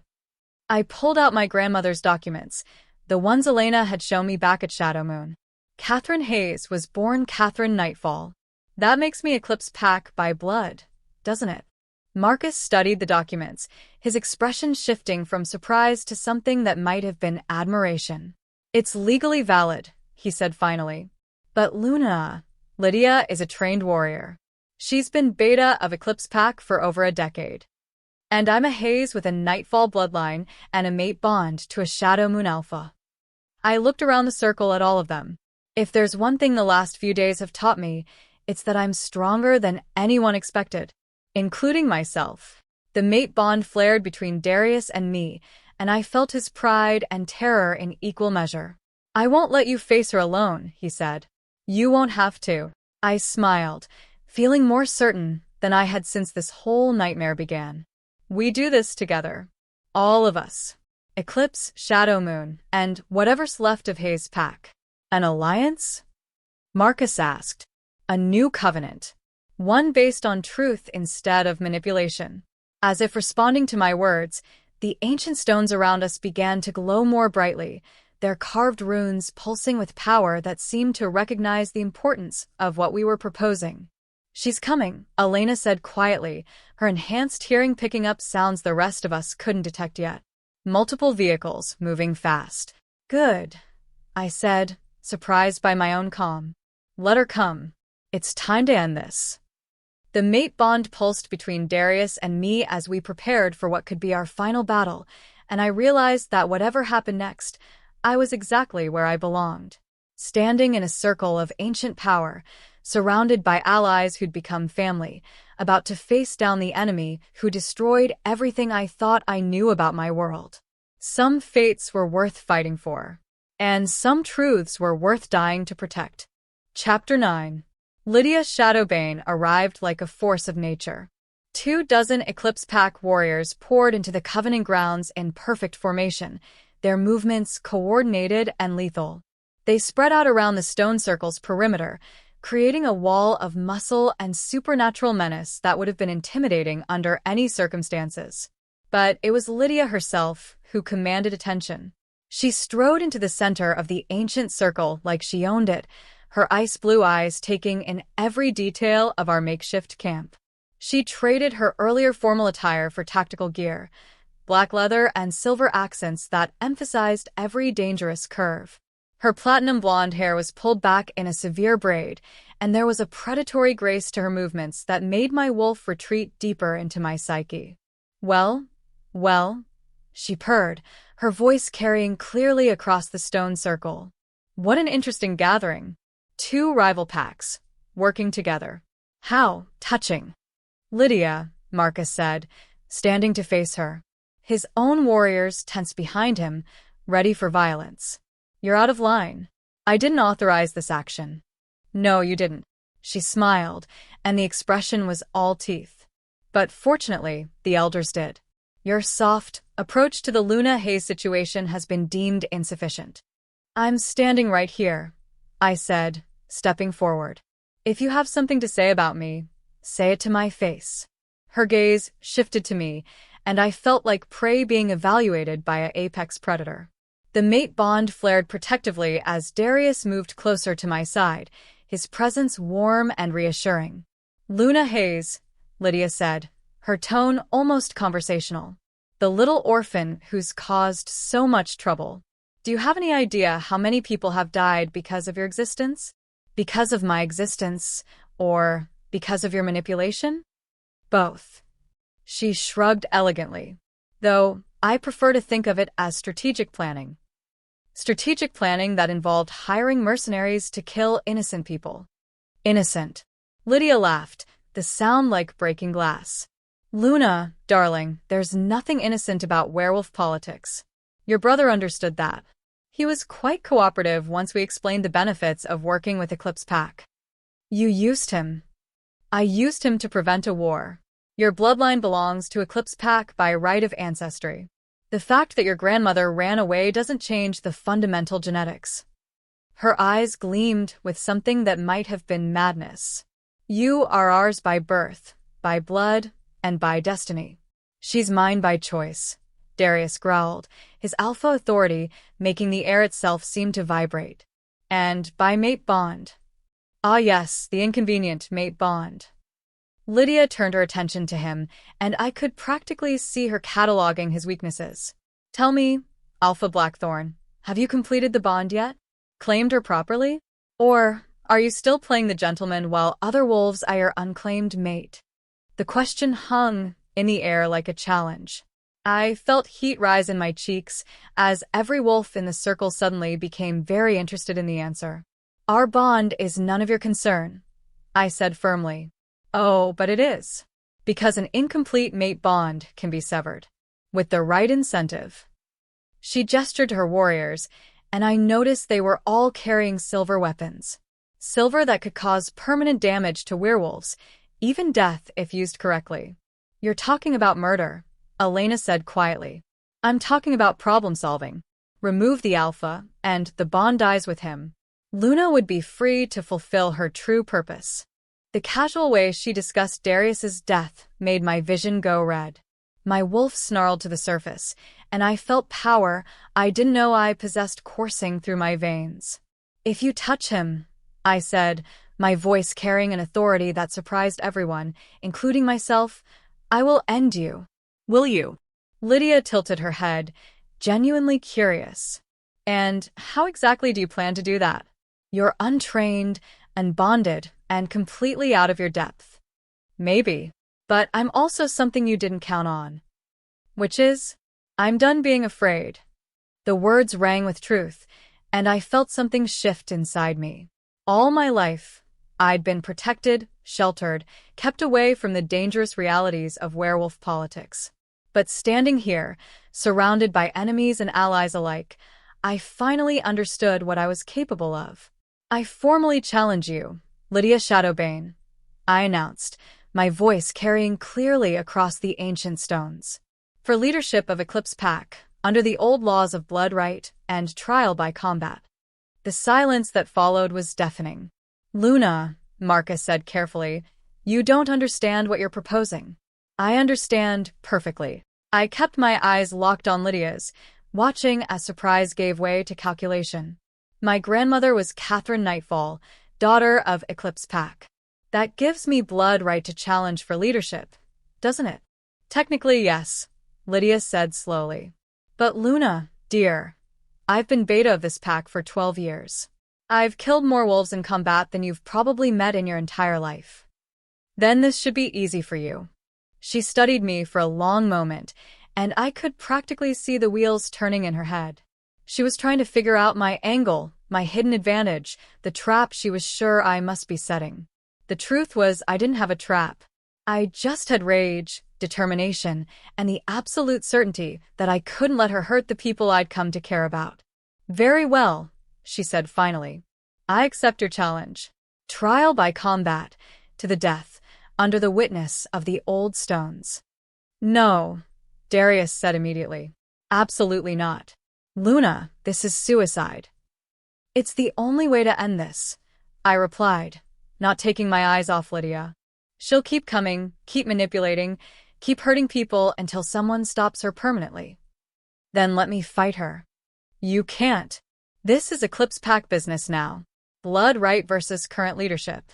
I finally turned to look at him, and the fear in his storm gray eyes nearly broke my resolve. Darius, I have to do this.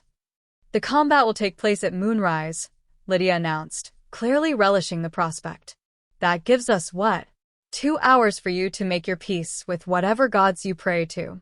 2 hours for you to remember what it feels like to be afraid, I shot back. She laughed, but there was something forced about it. Oh, little wolf, you have no idea what fear really is.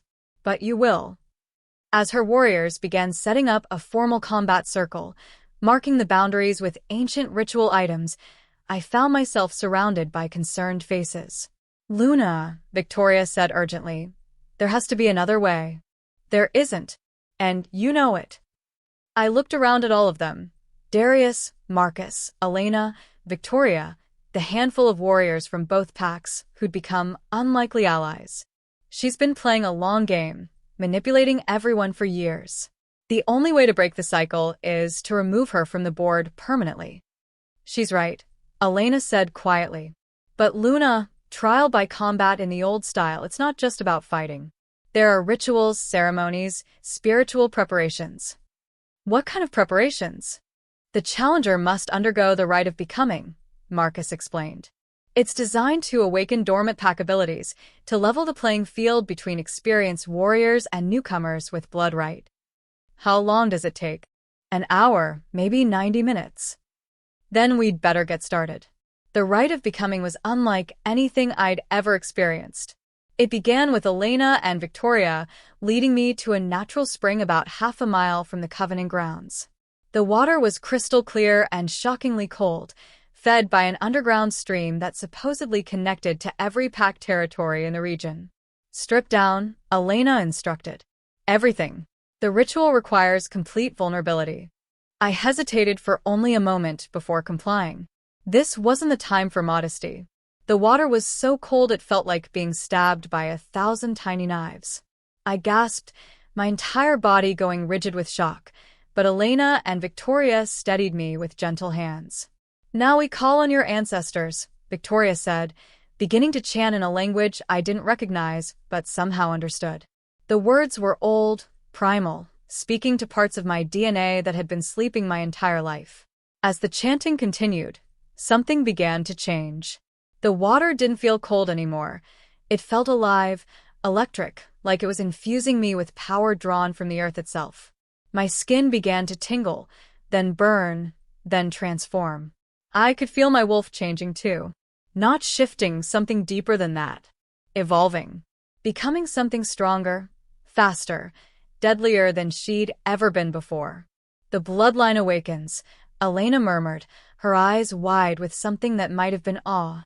Luna, look at yourself. I looked down at my reflection in the water and barely recognized what I saw.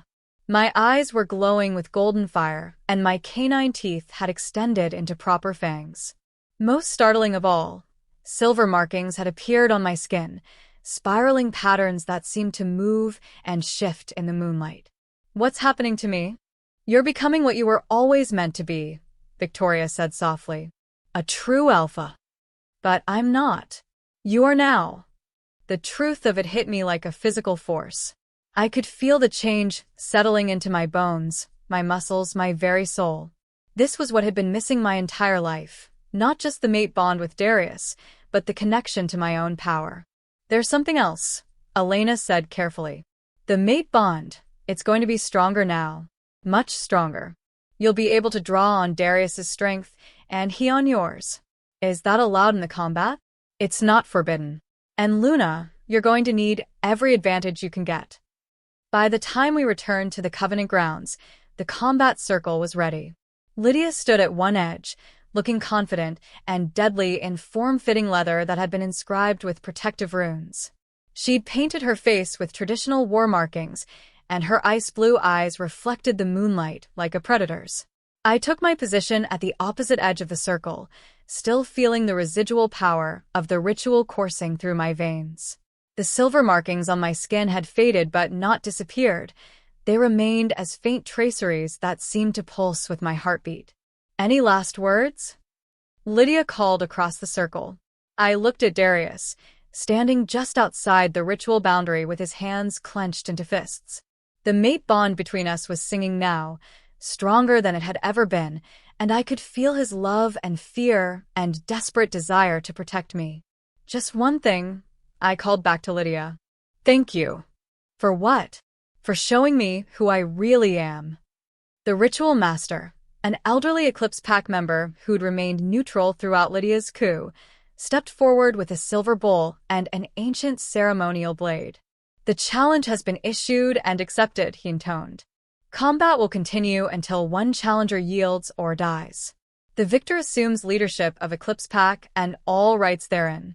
Let the blood witness your commitment." He held out the blade. Lydia stepped forward first, drawing it across her palm without hesitation. Her blood dripped into the silver bowl, dark and somehow wrong-smelling. Then it was my turn. I took the blade and made the same cut, watching my blood mingle with hers. But where hers had been dark, mine glowed with faint golden light. "Interesting," the ritual master murmured. "Very interesting indeed." "Begin," he called, stepping back to safety. Lydia didn't waste any time on posturing. She shifted to her wolf form in one fluid motion, becoming a sleek silver predator with those same ice-blue eyes and fangs that gleamed like knives in the moonlight. I shifted as well, and immediately felt the difference the ritual had made. My wolf form was larger now, more powerful, with the same silver markings that had appeared on my human skin, now decorating my fur in intricate patterns. We circled each other warily, each looking for an opening. Lydia was clearly the more experienced fighter. Every movement was calculated, efficient, deadly. But I had something she didn't expect. I had nothing left to lose. She attacked first, launching herself at my throat with blinding speed. I barely managed to dodge, her claws raking across my shoulder and drawing blood. The pain was immediate and intense, but it also cleared my head of everything except the need to survive. I counterattacked, going for her legs to try to knock her off balance. She spun away from me with liquid grace, but I caught her hindquarters with my claws, leaving parallel gashes in her silver fur. First blood to me. The fight devolved into a brutal dance of attack and counterattack. Lydia had experience and technique, but I had rage and determination. Every time she landed a hit, I came back harder. Every time she thought she had me cornered, I found a way out. But slowly, inevitably, her greater experience began to tell. My strength was fading while hers seemed inexhaustible. A particularly vicious rake of her claws across my ribs sent me stumbling, and I tasted blood in my mouth. That's when I felt it, the mate bond flaring to life, like a beacon. Darius's strength flowing into me, his love and determination giving me the power to keep fighting. "Luna." His voice in my mind, clear and strong. "I'm with you. We're with you." And suddenly I wasn't fighting alone anymore.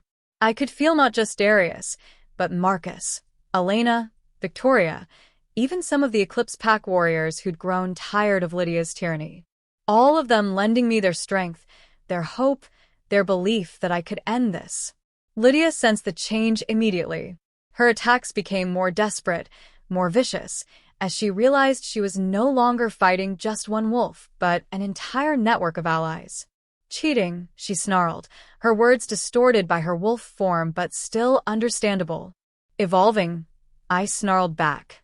I feinted left, then spun right, catching her off guard and sinking my teeth into her throat. Not deep enough to kill, but deep enough to make my point. She could have yielded then. Should have yielded. But pride and desperation drove her to one last, fatal mistake. Instead of submitting, she tried to twist out of my grip and go for my eyes with her claws. The movement exposed her throat completely, and instinct took over. I bit down hard, feeling her windpipe collapse under the pressure. Lydia Shadowbane died as she had lived, fighting to the bitter end, refusing to accept that her time was over. As her body went limp in my jaws, a strange silence fell over the Covenant grounds. I shifted back to human form, bloodied and exhausted but victorious, and looked around at the assembled wolves. "It's finished," I said simply. The Eclipse Pack warriors who'd followed Lydia looked stunned, uncertain. Without their leader, they seemed lost, directionless. "You are now Alpha of Eclipse Pack," the ritual master announced. "By right of blood and trial by combat." "No," I said, surprising everyone. "I'm not." I walked over to where Marcus stood, his expression unreadable. "You are," I said, holding out my hand to him. "I challenge you to be the alpha your people deserve. To rebuild Eclipse Pack based on choice rather than coercion. To honor the old alliances while forging new ones." He stared at me for a long moment, then slowly reached out and took my bloodied hand in his. "I accept," he said solemnly. "Good." I turned to address the assembled wolves, drawing on the newfound authority the ritual had awakened in me. "The war between Eclipse and Shadow Moon is over. The manipulations and lies that fueled it died with Lydia Shadowbane. From now on, we build something new." "What kind of something?" Victoria asked. I looked over at Darius, seeing the pride and love shining in his storm-gray eyes. The mate bond pulsed between us, no longer a source of confusion or conflict, but a foundation for everything we could build together. "A real covenant," I said, "based on truth, trust, and the understanding that we're stronger together than we are apart." As the assembled wolves began to murmur their agreement, I realized that this was just the beginning. There would be challenges ahead, difficulties to overcome, a bond to complete properly. But for the first time since my family's death, I felt something I'd almost forgotten how to feel. Hope. Chapter 10. 3 days after the battle at the Covenant grounds, I stood in the Shadow Moon Pack House's main bathroom, staring at my reflection in the mirror and trying to work up the courage for what came next. Tonight was the new moon, traditionally the most sacred time for completing mate bonds. The entire pack was preparing for the ceremony, and I could hear voices and activity echoing through the halls as people made final preparations. I should have been excited. Should have been eager to finally, officially, permanently join my life to Darius's. Instead, I was terrified. "Luna?" Elena's voice came through the door, accompanied by a gentle knock. "Are you all right in there?" "Fine," I called back, though we both knew it was a lie. "May I come in?" I hesitated, then unlocked the door. Elena entered with an armload of what looked like ceremonial clothing, flowing fabrics in deep blues and silvers that seemed to shimmer in the bathroom's soft lighting. "Having second thoughts?" she asked gently. "Third and fourth thoughts, actually." She set the clothes down on the vanity and turned to face me fully. "Want to talk about it?" "I don't know if I'm ready for this," I admitted. 3 weeks ago, I didn't even know Darius existed. Now I'm about to bond my life to his permanently. What if we're making a mistake? What if the mate bond is just supernatural manipulation and we're not actually compatible as people? And what if the moon is actually made of cheese? Elena said dryly. "Luna, darling, you're overthinking this." "Am I?" "Because the consequences of being wrong are pretty permanent. So are the consequences of being right." She moved to stand behind me, her hands resting gently on my shoulders. "Luna, I've watched my son grow up.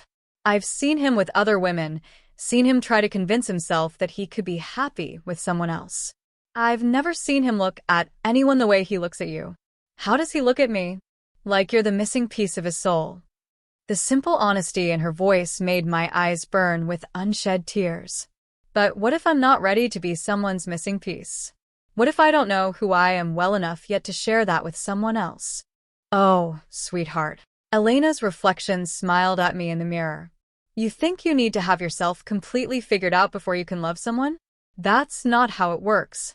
The best partnerships are two people figuring themselves out together. But the mate bond is a beginning, not an ending. It's the universe's way of saying these two people have potential together. What you do with that potential is entirely up to you. A soft knock interrupted us. Luna? Darius's voice, cautious and hopeful. Can we talk? Elena squeezed my shoulders once more, then headed for the door. I'll leave you two alone. But Luna? Whatever you decide, make sure it's what you really want, not what you think you should want. She slipped out, and a moment later, Darius appeared in the doorway. He was already dressed for the ceremony in traditional pack attire, black leather pants, and a silver-embroidered vest that left his arms bare. The ritual scars on his shoulders stood out starkly against his tan skin, marking him unmistakably as Alpha. He looked magnificent and terrified. You're having doubts, he said quietly. Wouldn't you be? I am. The admission surprised me. Luna, I've been waiting my entire life for this night. And now that it's here, I'm scared out of my mind that I'm going to mess it up. How could you mess it up? 100 different ways. What if I'm not what you need? What if the pack life doesn't suit you? What if you wake up 6 months from now and realize you made a mistake? He ran a hand through his dark hair, a gesture I'd come to recognize as his nervous tell. What if I'm not enough? The vulnerability in his voice broke something open in my chest. This powerful, confident Alpha was just as scared and uncertain as I was. Darius, I said softly, turning to face him properly. Do you remember what you said to me that first night? About waiting your whole life for me? Yes. I thought you were crazy. I mean, we'd just met. We barely knew each other. How could you be so certain? And now I understand. I stepped closer to him, close enough to feel his body heat. It wasn't about knowing you. It was about recognizing you. Recognizing me? Like coming home to a place you've never been before, but somehow it feels familiar anyway. I reached out and placed my hand over his heart, feeling its steady rhythm beneath my palm. I don't know what the future holds. I don't know if we'll figure out how to balance pack politics and personal happiness. I don't even know if I'll be any good at being an alpha's mate. But I know that when I'm with you, I feel like the person I'm supposed to be. Not the sheltered Hayes daughter, not the Eclipse Pack prize, not the last of my line. Just me, Luna. The woman who shoots down drones and challenges pack betas to ritual combat and apparently has very questionable decision-making skills. I love your questionable decision-making skills. Even when they nearly get me killed, especially then. His hands came up to frame my face, thumbs brushing gently across my cheekbones. Luna, I can't promise you that mating with me will be easy. Pack life is complicated, dangerous, full of politics and responsibilities you never asked for. I know, but I can promise you that I will never try to change who you are. I can promise that I will support your decisions, even the questionable ones. And I can promise that I will love you exactly as you are, for as long as we both live. The mate bond flared between us, warm and steady and right. Not overwhelming, not controlling, just a gentle reminder that we belong together. Okay, I said quietly. Okay, let's do this. Let's complete the bond and see what happens. His smile was brighter than the full moon. Are you sure? I'm sure I want to try. I'm sure I want to try with you. He leaned down and kissed me then, soft and sweet and full of promise. The mate bond hummed with contentment, and for the first time since this whole adventure began, I felt truly peaceful. There's just one thing, I said when we broke apart. What? I have absolutely no idea what I'm supposed to do during the ceremony. Darius laughed, the sound rich and warm. Don't worry, I'll walk you through it. The mating ceremony was held in the pack's sacred grove, a natural amphitheater surrounded by ancient trees whose branches formed a living cathedral. The entire Shadow Moon pack was in attendance, along with Marcus and Victoria representing the new Eclipse Pack Alliance. I stood at the center of the grove wearing the ceremonial robes Elena had prepared, flowing silk that seemed to capture and reflect the starlight. The silver markings that had appeared during my rite of becoming were visible again, glowing faintly against my skin. Darius stood across from me in his traditional alpha attire, and the love in his eyes made my heart race with anticipation rather than fear. Elena, acting as ceremony leader, began the ancient ritual words. They were in the old language, but somehow I understood every syllable. Under the witness of moon and stars, earth and sky, we gathered to join two souls in the sacred bond of mates. She held up a ceremonial blade, the same one used in my challenge against Lydia. Blood to blood, heart to heart, soul to soul. Let no force of nature or will of mortals sever what is joined here tonight. The ritual required us to share blood again, but this time it was different. This time, as our blood mingled in the silver bowl, I felt the mate bond snap into place with an intensity that nearly knocked me off my feet. Suddenly, I could feel everything Darius was feeling, his love, his joy, his overwhelming sense of rightness. And I knew he could feel the same for me. The bond is sealed, Elena announced. Let the claiming begin. This was the part I'd been nervous about. The physical claiming was intensely private, but also spiritually significant. It had to happen in front of the pack to be officially recognized. But as Darius approached me, his eyes never leaving mine, I realized my nervousness had disappeared completely. This felt natural, inevitable, right? He cupped my face in his hands and kissed me deeply, and I felt the bond flare to life between us like wildfire. Every nerve ending was suddenly hyper-aware, every touch magnified beyond normal sensation. Mine, he whispered against my lips, his canine teeth extending as the claiming instinct took over. Yours, I agreed, my own wolf surging to the surface. He bit down gently on the curve of my neck, right where shoulder met throat, and I felt the claiming mark take hold. Not just a physical bite, but a spiritual brand that marked me as his mate for all the world to see. The pleasure was so intense, I nearly collapsed, but his strong arms held me steady as I bit him in return, marking him as mine just as completely as he'd marked me. The pack erupted in howls of celebration, but I barely heard them. All my attention was focused on the incredible feeling of completion washing over me. The mate bond wasn't just sealed now, it was alive, vibrant, a constant warm presence in my chest that connected me to this incredible man who'd somehow become the center of my universe. How do you feel? Darius murmured in my ear. Perfect, I said, and meant it completely. As the pack celebration continued around us, I realized that Elena had been right. The mate bond wasn't an ending, it was a beginning. The beginning of a life I'd never planned, but somehow always wanted. The beginning of a story that was entirely ours to write. The beginning of forever. And I couldn't wait to see what came next. Chapter 11. 3 months after the mating ceremony, I woke up in Darius's arms with sunlight streaming through the windows of our private cabin and the mate bond humming with contentment in my chest. Some mornings, I still couldn't quite believe this was my life. Good morning, Mrs. Blackthorne, Darius murmured against my neck, his voice rough with sleep and satisfaction from the night before. Good morning, husband. The word still felt new on my tongue, sweet and strange and perfect. What time is it? Early. The pack council meeting isn't for another 2 hours. Good. I turned in his arms, pressing closer to his warm body. Because I have plans for you. Oh. His storm-gray eyes darkened with interest. What kind of plans? The kind that involves staying in this bed for at least another hour. I like the way you think, mate. He was just leaning down to kiss me when a sharp knock at the door interrupted us. Alpha. Luna. Victoria's voice, urgent and slightly out of breath. We have a situation.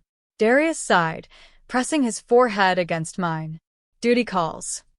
It always does. I kissed him quickly, then reluctantly untangled myself from his arms. What is it, Victoria? Runners from the Northern Territories. They're requesting immediate sanctuary. Darius was already pulling on clothes. How many? 12, maybe more. They're saying something about a new pack forming in the wilderness. Something dangerous. I felt a chill run down my spine that had nothing to do with the morning air. The Northern Territories had been largely uninhabited for decades, too remote, too harsh for most pack communities. What could have driven wolves to seek sanctuary from that wasteland? We'll be right there, Darius called through the door. 20 minutes later, we stood in the pack house's main hall facing a group of wolves who looked like they'd been through hell. Their clothes were torn and dirty, their eyes haunted, and several bore fresh wounds that were healing slowly. The leader of the group was a woman in her 40s, her graying hair pulled back in a severe bun and her green eyes sharp with intelligence and desperation. "I'm Rebecca Moonheart," she said without preamble. "Former alpha of the Northern Ridge Pack. Or what's left of it." "What happened?" I asked gently. "They came in the night. Dozens of them, maybe hundreds. Wolves, but wrong. Their eyes were silver instead of gold, and they moved like a hive mind. No individual thought, no pack structure. Just violence and hunger." Darius exchanged a look with Marcus, who'd arrived shortly after us. Silver eyes. And they didn't speak. Not once. They just attacked, killed anyone who resisted, and tried to take the survivors. Rebecca's voice shook slightly. "We barely escaped. Take them where?" Victoria asked. "North. Always north. Toward the old mining territories." The old mining territories. I'd heard stories about those places, abandoned silver mines from the early 1900s, when humans had tried to exploit werewolf labor before the Great Revelation changed everything. The mines had been closed for decades, supposedly too dangerous to enter due to silver contamination and unstable tunnels. "How many packs have been hit?" Marcus asked. "7 that we know of. Maybe more." Rebecca pulled out a hand-drawn map, spreading it on the table. "They're working systematically, hitting the smaller, more isolated communities first." I studied the map, noting the pattern of attacks. They formed a rough circle around the mining region, as if someone was clearing the area of potential witnesses or opposition. "Rebecca," I said carefully, "did any of the attacking wolves seem to be in charge? Any kind of leadership structure?" There was one, bigger than the others, with scars covering most of his face. He didn't participate in the fighting, just watched. Like he was evaluating us. "Evaluating you for what?" "I don't know. But Luna." She met my eyes directly. "He asked about you specifically. By name." The blood in my veins turned to ice. "What did he say?" "He wanted to know if we'd had contact with the Hayes Alpha recently. If we knew your current location or pack affiliations." Rebecca's expression was grim. When we told him we didn't know anything, he seemed disappointed.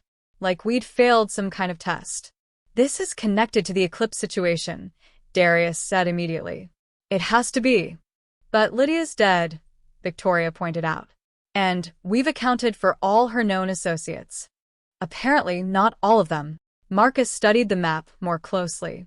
"Luna, those mining territories, they're close to the original Eclipse Pack lands, aren't they?" I thought back to the genealogy documents Elena had shown me months ago. "About 50 miles north, I think." "Why?" "Because if someone's been using those mines as a base of operations, they'd have had front-row seats to everything that happened between our packs. They'd know about the feud, about your heritage, about the mate bond. They'd also have access to silver," Darius added grimly. "Lots of it. Enough to create weapons, restraints, maybe even some kind of chemical treatment that could alter wolf behavior." The pieces were falling into place, forming a picture that made my stomach churn. "You think someone's been creating artificial wolves," I said, "using silver contamination to control their behavior." "It would explain the hive mind mentality," Rebecca said. "And the silver eyes. But who would have the resources and knowledge to attempt something like that?" "Someone with a serious grudge against the current pack system," Marcus said quietly. "Someone who benefits from chaos and instability." A new voice spoke from the doorway. "Someone like me." We all spun around to see a figure standing in the entrance to the hall, a man I didn't recognize but whose scent was hauntingly familiar. He was tall and lean, with silver hair and eyes the color of winter ice. Scars covered the left side of his face, and he moved with the deadly grace of a predator who'd never known defeat. "Who are you?" Darius demanded, his alpha authority making the windows rattle. The man smiled, and the expression was all teeth. "Allow me to introduce myself. I'm Thomas Nightfall, Lydia's father, and the rightful alpha of Eclipse Pack." "That's impossible," Victoria said.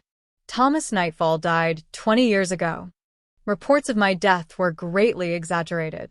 He stepped fully into the room, and I noticed he was followed by at least a dozen wolves with those same silver eyes Rebecca had described. I've been busy in the Northern Territories, building something new. Something better. Better than what?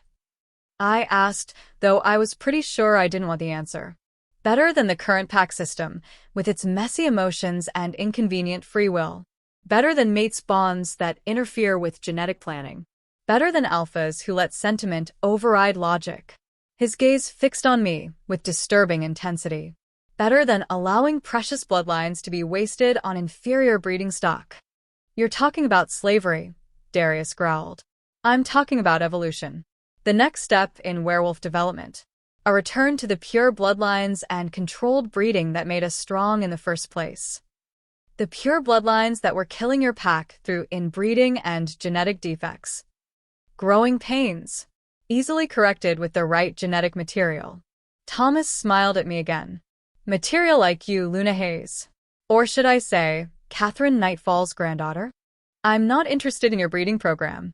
Oh, I think you will be. You see, I have something you want. He gestured, and two more of his silver-eyed wolves entered the hall. Between them, they were dragging someone, a young man with dark hair and familiar green eyes. My heart stopped. Marcus. I whispered, "Hello, sister." It was my brother. My supposedly dead brother, looking thin and pale, but very much alive. That's impossible. I saw his body. You saw a body, Thomas corrected. One of my less successful experiments, actually. Your real brother has been my guest for the past 3 months, helping me understand the Hayes bloodline from the inside out.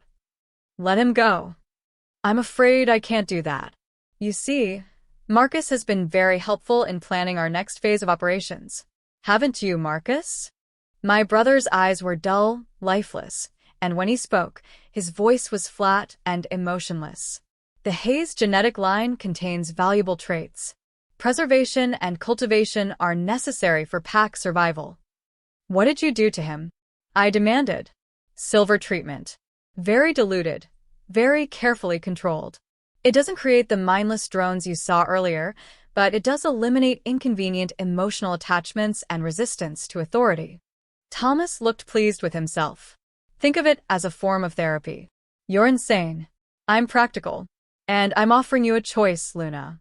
Come with me willingly, submit to the breeding program, and your brother remains in his current stable condition. Refuse, and I'll increase his silver exposure until he becomes just another mindless drone. The silence that followed was deafening. I could feel Darius's rage through the mate bond, could sense Marcus and Victoria preparing for violence. But Thomas had come prepared. His silver-eyed wolves were positioned strategically throughout the room, and several were carrying what looked like silver-based weapons. How long do I have to decide? I asked. You don't. The choice is now. Then my answer is no. Thomas's expression didn't change. I was hoping you'd be more reasonable. I was hoping you'd be less evil. Kill them all, he ordered his wolves. Except Luna. She comes with us. The battle that followed was brutal and chaotic. Thomas's silver-eyed wolves moved with inhuman coordination, but they lacked the individual creativity and adaptability of normal werewolves. Darius and Marcus fought like men possessed, their alpha abilities allowing them to take on multiple opponents at once. Victoria proved to be a devastating fighter, her Eclipse Pack training serving her well against enemies who relied more on overwhelming force than tactical thinking. Even Rebecca and her refugees joined the fight, their desperation giving them strength. But it was the pack bond that turned the tide. As the battle raged around us, I felt something I'd never experienced before, the connection not just to Darius, but to the entire Shadow Moon pack. Every wolf in the building, every pack member who'd accepted me as their Luna, was suddenly accessible through threads of power and shared purpose. I could coordinate their movements, share strength and healing energy, even borrow their individual skills when needed. It was like being connected to a vast network of minds and abilities, all working toward a common goal. The silver-eyed wolves, for all their physical advantages, couldn't compete with that level of coordination. The fight ended with Thomas Nightfall on his knees, his remaining followers either dead or unconscious around him. Marcus, my real brother, was free but still under the influence of whatever Thomas had done to him. "It's over," I said, standing over the man who'd caused so much pain and suffering. "No," he said quietly. "It's just beginning. There are others like me, Luna. Others who believe in the old ways, the pure ways. You can kill me, but you can't kill the idea." "Maybe not. But I can stop you from spreading it." "And how do you plan to do that?" "By proving there's a better way. By showing that wolves can choose their own mates, their own paths, their own futures." I looked around at the assembled pack members, Shadow Moon, Eclipse, and Northern Territories refugees, all working together. By building something new instead of clinging to something rotten. Thomas laughed, but there was no humor in it. "You're naive, child. You think love conquers all, that pretty ideals can overcome genetic reality. But biology doesn't care about your feelings." "You're right," I said. "Biology doesn't care about feelings. But it doesn't care about your twisted theories either. Biology cares about survival, adaptation, evolution. And what you're proposing isn't evolution, it's devolution back to the mistakes that nearly destroyed the werewolf race to begin with. We'll see who's right in the end." "Yes, we will." Chapter 12. 6 months later, I stood in the restored Covenant meeting grounds, watching as representatives from 17 different packs gathered to sign the new Covenant, a comprehensive agreement that would reshape werewolf society for generations to come. The ancient stone circle had been repaired and expanded, with new stones added to represent the growing alliance of packs committed to choice, cooperation, and individual freedom. Where the old covenant had been about territorial boundaries and conflict resolution, the new one was about mutual support and shared prosperity. "Nervous?" Darius asked, joining me at the edge of the clearing. "Excited," I corrected. "This is what we've been working toward. All of us together." I smiled, leaning into his warmth. The mate bond had only grown stronger over the months, becoming less of a supernatural compulsion and more of a chosen partnership that deepened with every shared experience. "How's Marcus doing with the rehabilitation therapy?" he asked. "Better. Dr. Chin says the silver effects are almost completely reversed. He should be back to normal within another few weeks." My brother's recovery had been slow but steady. The silver treatments Thomas had subjected him to hadn't just suppressed his emotions, they damaged his ability to form connections with other wolves. Rebuilding those neural pathways was delicate work, but the pack healers were optimistic about his long-term prognosis. And the Northern Territory situation? Under control. Rebecca's people have been amazing at tracking down Thomas's remaining facilities. We've liberated 3 more groups of silver-affected wolves, and Elena thinks we can reverse the conditioning in most of them. Most of them? Some were too far gone. The silver exposure was too extensive, too prolonged. It was a sobering reality of Thomas's experiments. Not all of his victims could be saved. But the ones we can help are making real progress. Good. And Eclipse Pack. Thriving under Marcus's leadership. He's implemented new policies about mating choice and pack autonomy that have attracted wolves from all over the region. I watched as Marcus himself approached the Covenant Stones, carrying Eclipse Pack's ceremonial signing blade. I think he's going to be an excellent alpha. Unlike his predecessor, Marcus was always the better choice for Eclipse leadership. He just needed the chance to prove it. The ceremony began with the traditional blessing of the Covenant grounds, led by Elena in her role as the Alliance's spiritual guide. The words were a mixture of ancient ritual language and modern vows, acknowledging both the history of werewolf society and the changes we were trying to make. As each pack representative stepped forward to sign the agreement, I felt a deep sense of satisfaction. This wasn't just about ending the territorial conflicts that had plagued werewolf society for decades. It was about creating something genuinely new.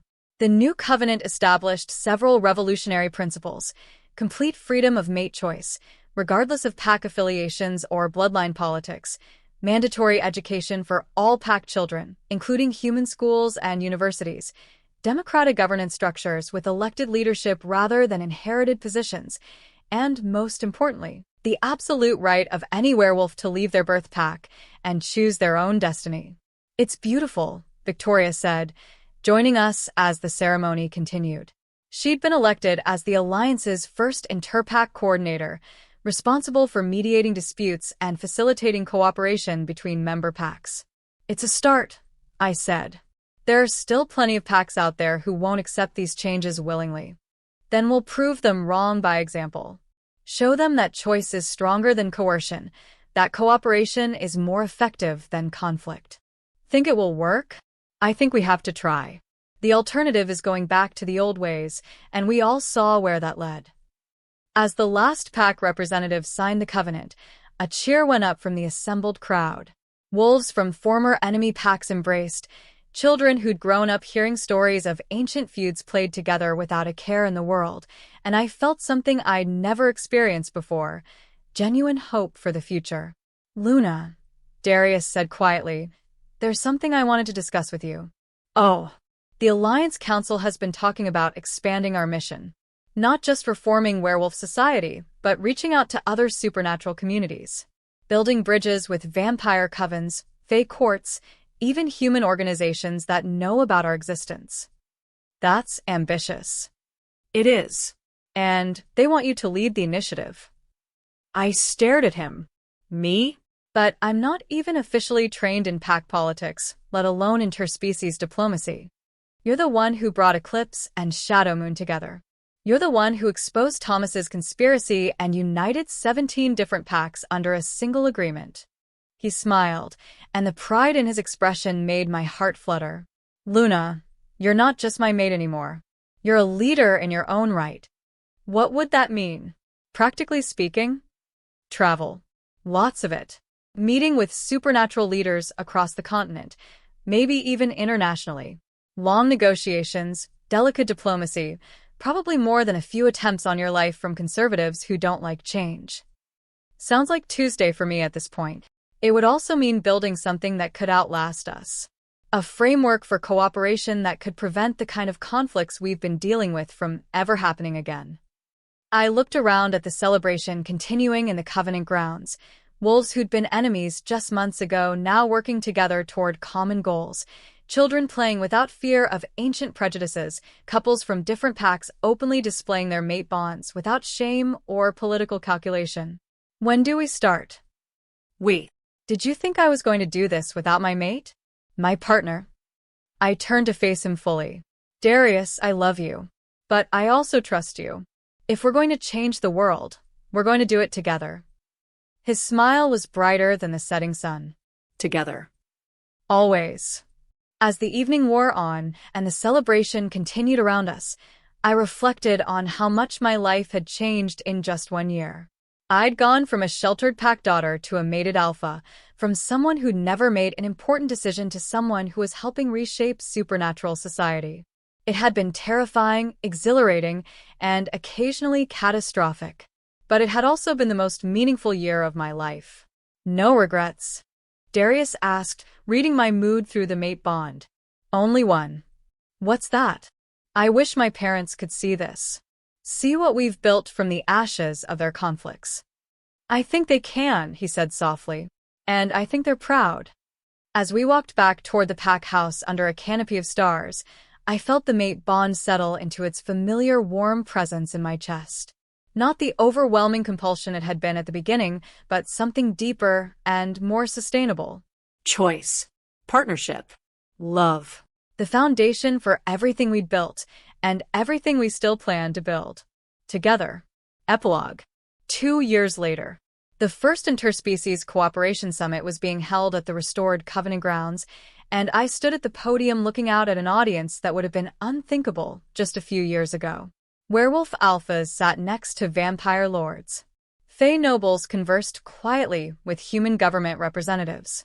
Witch covens mingled with shapeshifter clans, and at the back of the gathering, a delegation of dragons, actual dragons, observed the proceedings with ancient, intelligent eyes. 2 years ago, I began, my voice carrying clearly across the assembled crowd. The supernatural world was fractured by centuries of mistrust, territorial conflicts, and species prejudice. Today, we gather to sign an unprecedented agreement of mutual cooperation and respect. Polite applause rippled through the audience. Politics, even supernatural politics, was still politics. The new covenant began as an agreement between werewolf packs to end the territorial wars that had defined our society for generations. But as we worked together, as we learned to trust instead of fight, we realized that the same principles could be applied on a larger scale.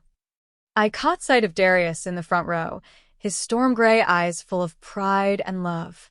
Next to him sat Marcus, fully recovered from his silver treatments and now serving as the Alliance's chief negotiator. Victoria was at the registration table, coordinating between different species delegations with the efficiency that had made her invaluable to the new order. The supernatural cooperation accords represent more than just a peace treaty, I continued. They represent a fundamental shift in how we relate to each other and to the human world that surrounds us. No longer will we hide in shadows, preying on each other's weaknesses. Instead, we'll work together to build a future that benefits all our peoples. The applause was more enthusiastic this time. Change was hard, but the results spoke for themselves. The werewolf territories that had implemented new covenant principles were thriving. Birth rates were up, conflict deaths were down, and for the first time in living memory, young wolves were choosing their own paths instead of being locked into predetermined roles. Of course, I said with a slight smile, change is never easy. There are still those who prefer the old ways, who believe that strength comes from isolation and conflict rather than cooperation. There had indeed been resistance. 3 separate attempts to assassinate me in the past year, 2 attempts to sabotage interpack negotiations, and 1 memorable incident involving a rogue vampire coven that had tried to restart the species wars for their own benefit. But for every enemy the new order had created, it had gained 10 allies. Which is why these accords are so important. By working together, by sharing knowledge and resources, we become stronger than the sum of our parts.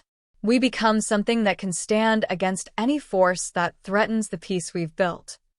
I gestured to the ceremonial signing table, where representatives from 23 different supernatural species waited to make history. Today, we choose cooperation over conflict. We choose trust over suspicion.